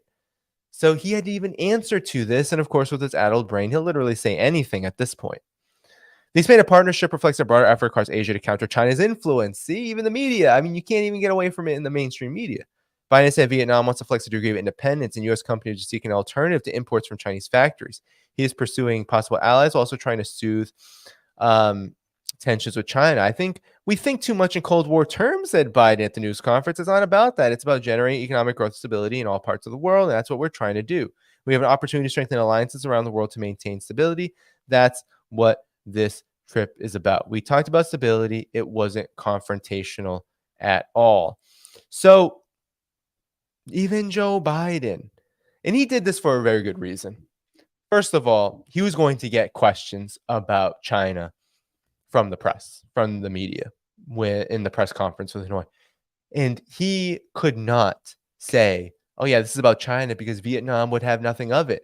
That would end the comprehensive strategic partnership right there, because this is a condition. This is what is laughable about the United States' attempt to build alliances against China, is that Vietnam is a precondition that its relationship with the United States is not about China. And so that in effect just completely negates the significance of this whole trip for the Biden administration. But lastly, I want to show you China's perspective, because China was laughing. I mean, they were laughing at the United States. They were laughing at Biden. They called it nothing more than a symbolic gesture, despite, and China, when China has comprehensive strategic partnerships with other countries, it promotes them even more significantly, even more deeply than the United States, because unlike the United States, China actually values its partners as equals. The United States does not care about the countries that it trades with. It wants those countries to become as poor as possible so the United States can be as rich as possible. It wants those countries to become as dependent as possible militarily, politically, so it can become stronger, that it can benefit, that it can become dominant, and that those countries become subordinate. That's been the relationship of American empire for decades upon decades, and it's no different now. So China is different. When it talks about comprehensive strategic partnership, it talks about results. It talks about what's going to happen and what's already happened. What kind of trade volume, what kind of economic development, what kind of cooperation culturally, diplomatically, etc. is happening. It is not just simply a symbolic gesture, which is really at its base possessing an ulterior motive to provoke a third country like China. So here's what the Global Times had to say. Elevating U.S.-Vietnam relations to the highest level won't replace inter-party relations between Hanoi and Beijing. Basically saying, well, our communist parties are close, and you're not going to change that. So U.S. President Joe Biden met with Nguyen Phu Trong, General Secretary of Communist Party of Vietnam Central Committee, on Sunday in a visit that the Southeast Asian nation elevated Washington to its highest diplomatic status, according to military reports. Some Chinese experts said such a high-profile visit, which has been observed closely, serves only as a symbolic gesture with limited outcomes, as inter-party relations between Vietnam and China cannot be replaced by state-to-state relations, noting regional development needs close cooperation in supply chains between China and Vietnam. In effect, these two countries are close, and they're not going to be separated any further by the U.S.'s relationship with Vietnam. Biden concluded his trip to the G20 summit and headed to Hanoi for a 24-hour trip. Some U.S. mainstream media outlets view this trip, which is also the first time for Biden to visit the U.S.'s wartime foe, as part of Washington's effort to counter China's influence in the region and reduce dependency on China's supply chains by broadening supply chains through the Indo-Pacific Economic Framework. Reuters reported on Sunday that Biden secured deals with Vietnam on semiconductors and minerals, and Reuters said the U.S. has been pushing for the upgrade for months as it sees manufacturing dynamo as a key country in its strategy. The manufacturing dynamo is a key country in the strategy to secure global side chains from China-related risks. The U.S. has been touting its Indo-Pacific strategy to counterbalance China, seeking to draw Vietnam as its quasi-ally by claiming to offer some economic and military benefits. Vietnam, however, won't go too far, as it's important to understand that Vietnam has not put the China-Vietnam relations in opposition to U.S.-Vietnam relations, some Chinese experts said. So, again, that's what I was saying. There is no connection for Vietnam diplomatically, and certainly not in the way that it agrees to the deals, right? This is all about meeting Vietnam's interests nationally through, it's about cooperation. And so Vietnam is saying, okay, well, if the United States wants to try to leverage with China, then we'll trade more with the United States, but it's not going to be a counter to China, that we will trade with both countries and will increase trade with both countries equally. And there will not be any connection between how we trade with the U.S. and China that will be that would signal any kind of conflict with either one. Biden's visit to Vietnam also comes as the U.S. has been ramping up efforts to drive a wedge between China and its neighbors on the South China Sea issue, trying to fuel the tensions on the question. The U.S.'s goal to push countries to conflict with China. Some experts warn who also believe that countries like Vietnam won't want to or can afford to start a conflict with China on the issue. So again, all this South China Sea talk, all this bluster, it doesn't matter because Vietnam doesn't want to do it. And that's obvious. I mean, it's obvious. If they wanted to, they would. It's as simple as that.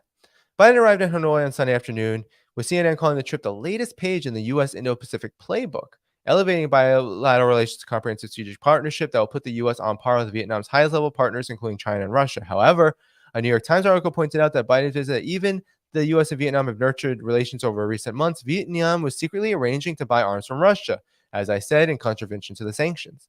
So it's just a symbolic gesture, said Xu Liping, director of the Center for the Southeast Asian Studies at the Chinese Academy of Social Sciences. Vietnam is seeking to increase its voice and its sway in regional affairs by enhancing its partnership with the U.S., especially on the South China Sea, while for the U.S., a closer relationship makes Vietnam an important piece to contain China.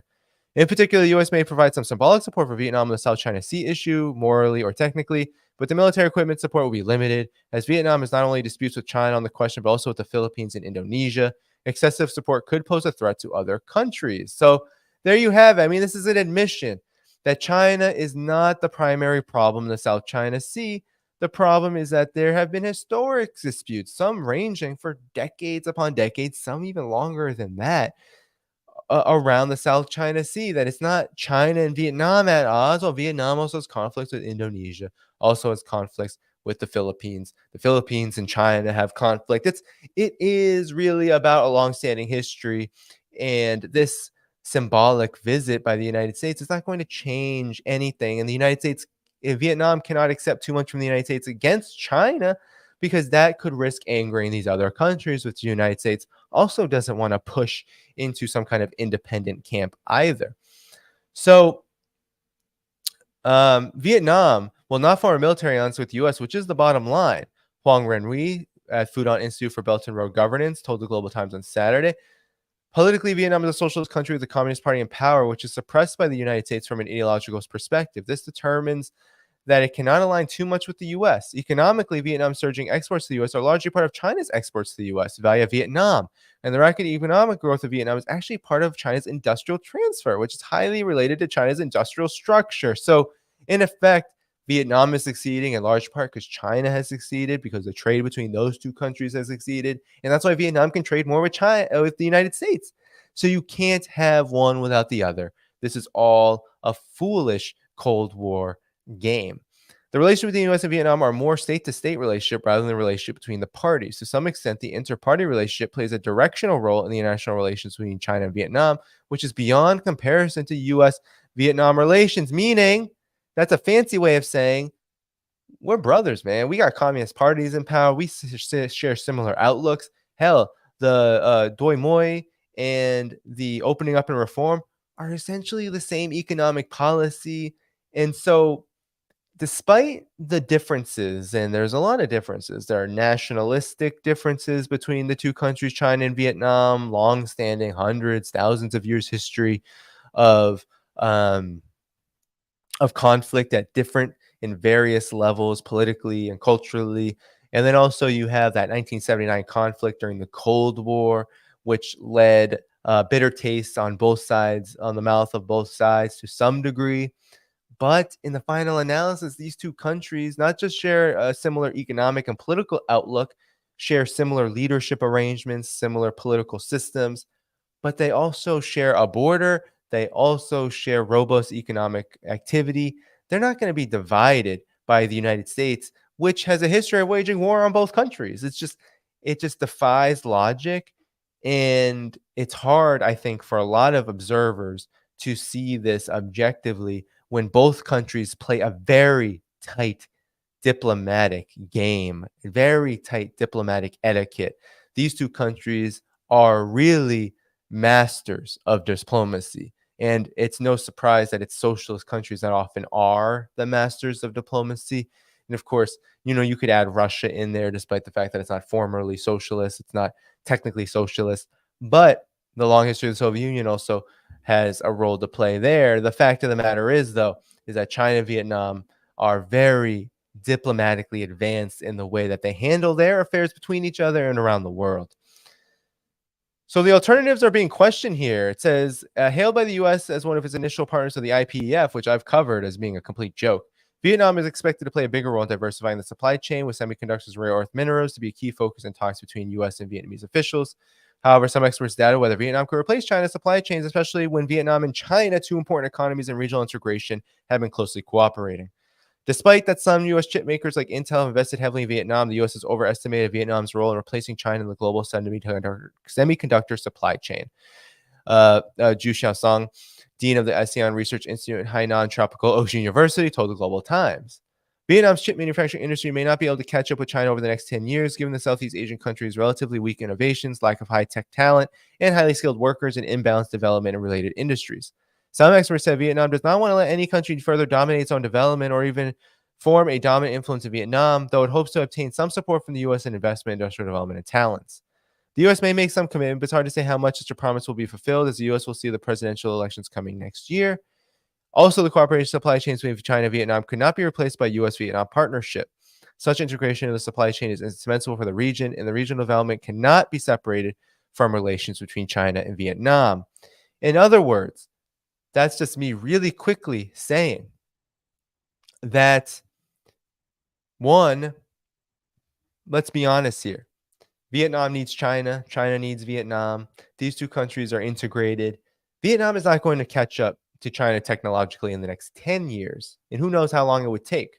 That means China would have to be stagnant. The Huawei Mate 60 Pro shows that China is far and ahead of every country on advanced technology and high technology, including Vietnam. Vietnam is growing rapidly. It deserves a lot of credit, but also a lot of its economic reforms can be credited in part to China's rapid development, its assistance, its ability to cooperate more with Vietnam at a higher level with higher inputs and outputs. I mean, this is the reality of economic activity. This is economics 101.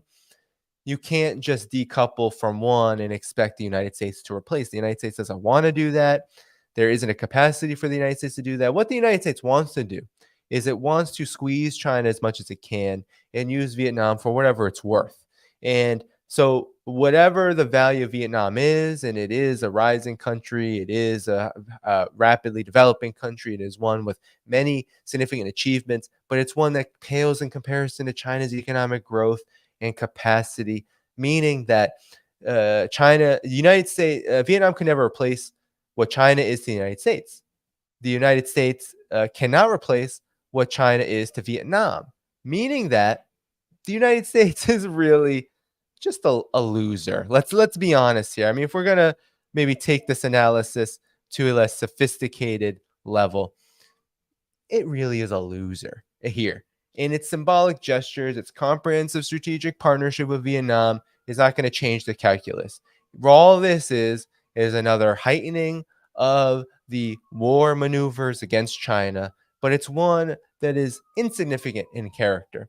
So despite the bluster, despite the hubris, despite all the talks of Vietnam being wary of China and US and Vietnam getting so close and this being a huge victory for the United States in its attempt to isolate China, nothing could be further from the truth. And all you have to do is read between the lines of the Western mainstream media, particularly the US mainstream media, and you will see the truth. You don't even have to go further. I didn't even have to look through the pages of Vietnamese media. I looked at China's perspective just to see what they would say, but they were citing mainly mainstream media showing from the United States, showing that this trip was a big nothing burger for Joe Biden. And really, there's nothing to celebrate here. The United States' empire is on its last legs. The neocons are really panicking. They don't know what to do. Biden's trip to Vietnam makes no difference. The G20 summit makes no difference. Nothing is making a difference because the United States has nothing to offer. It's not going to fulfill its promises to Vietnam in any significant way that could compete with China. It's not going to build this economic corridor with India and Saudi Arabia and other countries in a way that's going to make a significant difference against the Belt and Road Initiative. BRICS is a foregone conclusion. These countries are joining the UAE, Saudi Arabia. We're seeing the trend. We're seeing the development. We're seeing where the winds are blowing. But more importantly, we're seeing where nations are putting their political, economic, and diplomatic hopes in. Not in a unipolar world led and dominated by the United States, but in a multipolar world where Russia, China, the nations of the global south live, develop, trade, and cooperate harmoniously and in their own respective national interests and in the interests of the planet. That's the future. Everything else that the United States does is really just attempts to arrest this, and they are failing. Boy, are they failing. And Biden's visit to Vietnam is just another example of this. All right, everybody. That's it for the stories. We still got almost 1,100 here. I'm about to head out, but I have a few announcements before I go. First, I'm going to shout out the super chats. I want to say hello to all of the viewers, especially the moderators I see, Ware and Desert Mantis. I also want to say thank you to Notary S for this wonderful super chat. Thanks so much. It's very, very, very generous. And Sherry, who's already a YouTube member, provided $10 in a chatless super chat. That is very much appreciated. What a contribution. With all that said, everyone, just a few quick announcements before I head out. Number one, I'm back on Tuesday with Margaret Kimberly and Dr. Gerald Horn. We will mostly be talking about, I believe, probably developments on the African continent, but we'll also get into, South Africa's role with BRICS. We'll get into, I'm sure we'll get into Ukraine. I'm sure we might even get into domestic U.S. politics. Be sure to be there 8:30 p.m. Eastern time here on this channel. Gerald Horn is he's been on the show twice before, and he is I would say he is quite intelligent, and someone whose work is really unparalleled when it comes to the history of the United States, but also his work on Du Bois, Paul Robeson, etc. I mean, it is truly incredible, and he can give a historical perspective like few others can. So we're going to talk about that. Some people are saying, hey, is France withdrawing from Africa? We're going to talk about this with Gerald Horn and Margaret Kimberly on Tuesday, talk about developments there, talk about probably, I'm sure we're going to get into Ukraine, we'll get into China, we'll get into Biden, we'll get into maybe even this Cornel West stuff. So we're going to get into a lot. All right. So please do tune in 8:30 p.m. Eastern time, Tuesday, the 12th. And then after the 12th, I will be off for quite some time from streaming. I probably won't be back until my Sunday stream, 11 a.m. with Brian Berletic, our monthly conversation. So after the 12th, you won't see me for about 4 or 5 days. And then on the 19th, after that Sunday, so the 19th, Tuesday, you will see me with the Duran here, 1 p.m. Eastern with the Duran on the 19th. And then after that, I have no other guests scheduled, but I have quite a few things I want to work out with folks. I want to preview the Belt and Road Forum with Zun Ahmed from, she's a Pakistani intellectual who you might have seen on CGTN, and she's a fellow at the Belt and Road Institute at Tsinghua University. So she's been, contributing to Chinese media for quite some time. She's very intelligent. I want to have her and Jingjing Li, who has been traveling around the Belt and Road countries. Pakistan. I know she's recently been to Pakistan, Turkey, and I believe she's in Greece now. So I want to get her insights and Zun's insights on the Belt and Road Initiative, previewing that huge forum. It's going to be great. And of course, talking about all these issues that relate to the Belt and Road Forum. And then after that, hopefully we'll have Scott back on the show. I've been having monthly conversations with Scott Ritter, so I'll be working on that, working on Jeffrey Sachs. So there's a lot going on this channel. Your support has been incredible, amazing. Thanks so much for all of it. Before you go, and I'm going to leave you there, before you go, make sure you hit that like button if you haven't yet. But of course, the best way to support this channel is to do so monetarily if you're able. So consider as you go, hey, can I support annually on Patreon, a one-time annual subscription that occurs once per year? That will help me meet the costs of the labor and the time and the technology it takes to upgrade this work.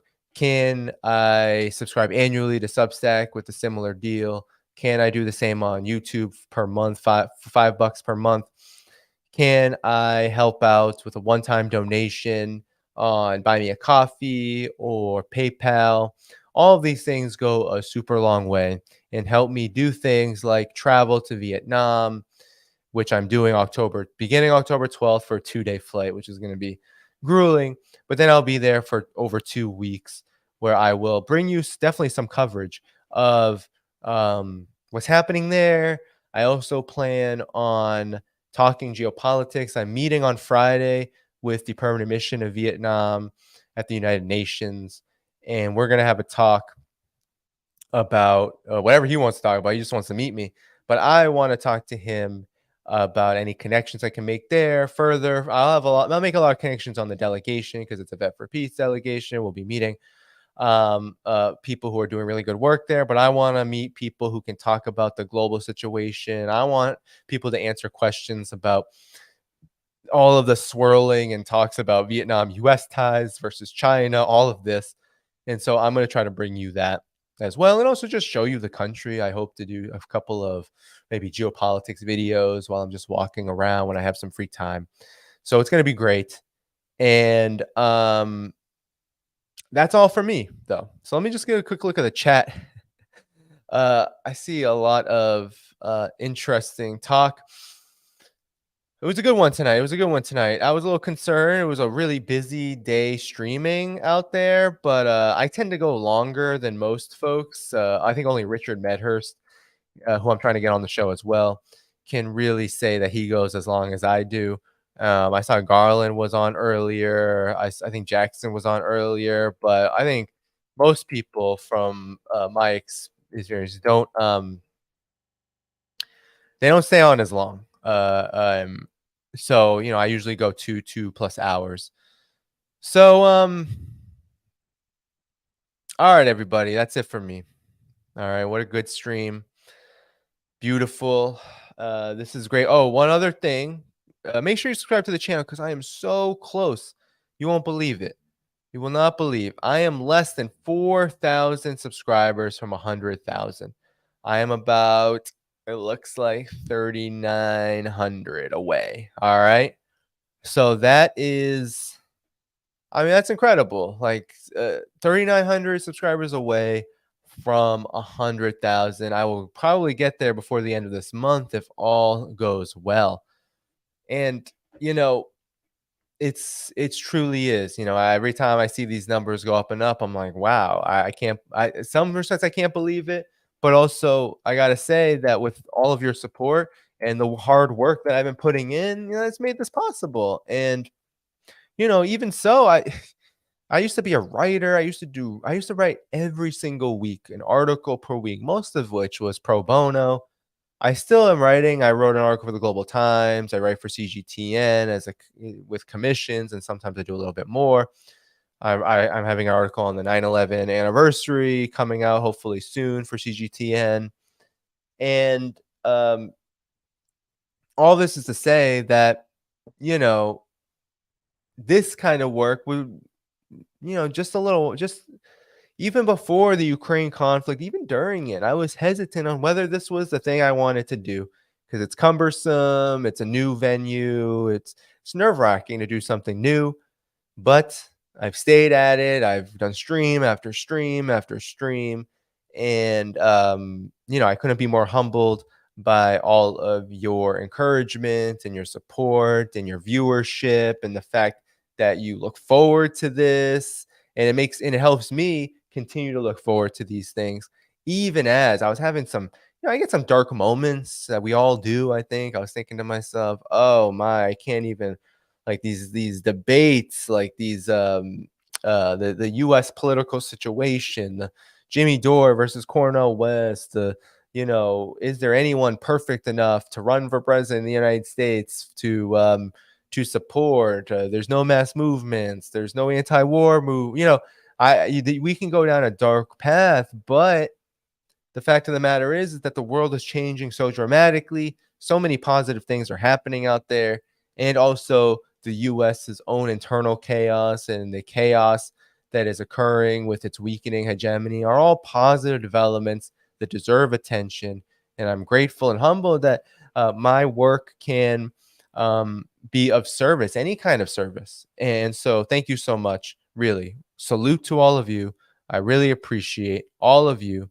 Thanks so much. And I'll just say, I'll just look at the chat one more time. Thank you, Desert Mantis. Danny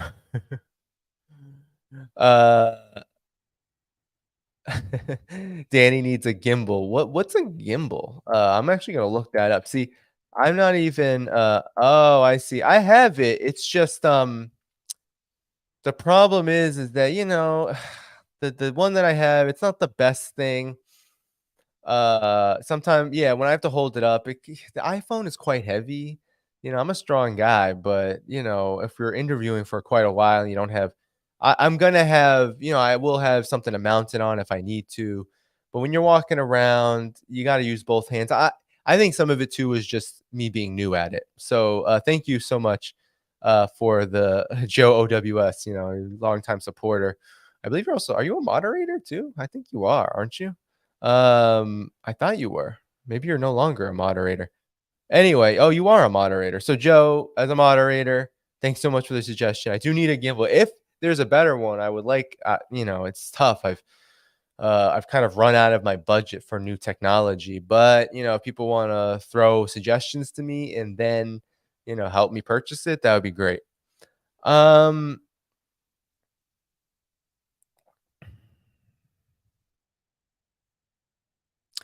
don't know where. That's a good question. Vlogging is such a mystery to me.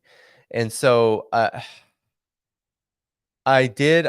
People want my dog again. Y'all are obsessed with my dog. My dog he's doing better. He's doing better.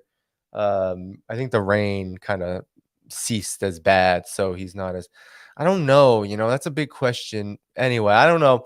I'm gonna use what I got. My setup is decent. I'm more experienced at it now. I think I'll be able to better cope and handle it. Especially if I'm doing walkarounds. I think my walkaround was pretty good in China. I think what really tripped me up was interviews when I had to stay in one place and kind of adjust the angle, or maybe I was sitting in an awkward position. So let's see. Someone said get an action cam with the head strap. I don't know about all that. So all right. Road to 100K. Yes, indeed. Road to 100K. A gimbal, I think, is a tripod. Yes. Welcome, Maria, who just came from Jackson. Well, please do hit that replay Salute to you, Disco. Salute to you. All right, everybody. I think I'm going to head out now. Get ready. Someone said you give someone $100 in Vietnam, they'll follow you for, well, yeah, the $100 would go a long way. The exchange rate is quite ridiculous. People want to see my dog. Let me see if I can pull up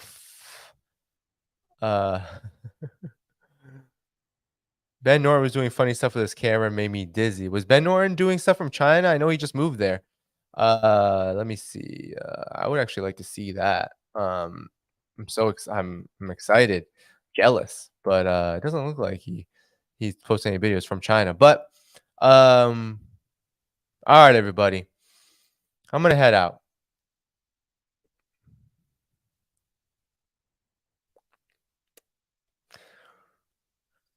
I'm gonna try to I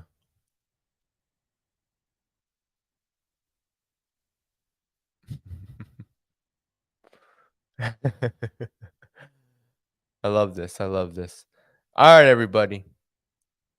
I'm gonna head out, all right? I will see you all very soon. Okay? And Tuesday. Not too long, actually, less than 2 days. Be there for Mario Kimberly and Gerald Horn. We're gonna have a great conversation. So much good. Like the stream, hit the subscribe button, notifications bell, and of course support Patreon and all the rest. For those who just came in, make sure they hit that replay and you can watch it all the way through as a podcast, what have you. And take care. Bye-bye.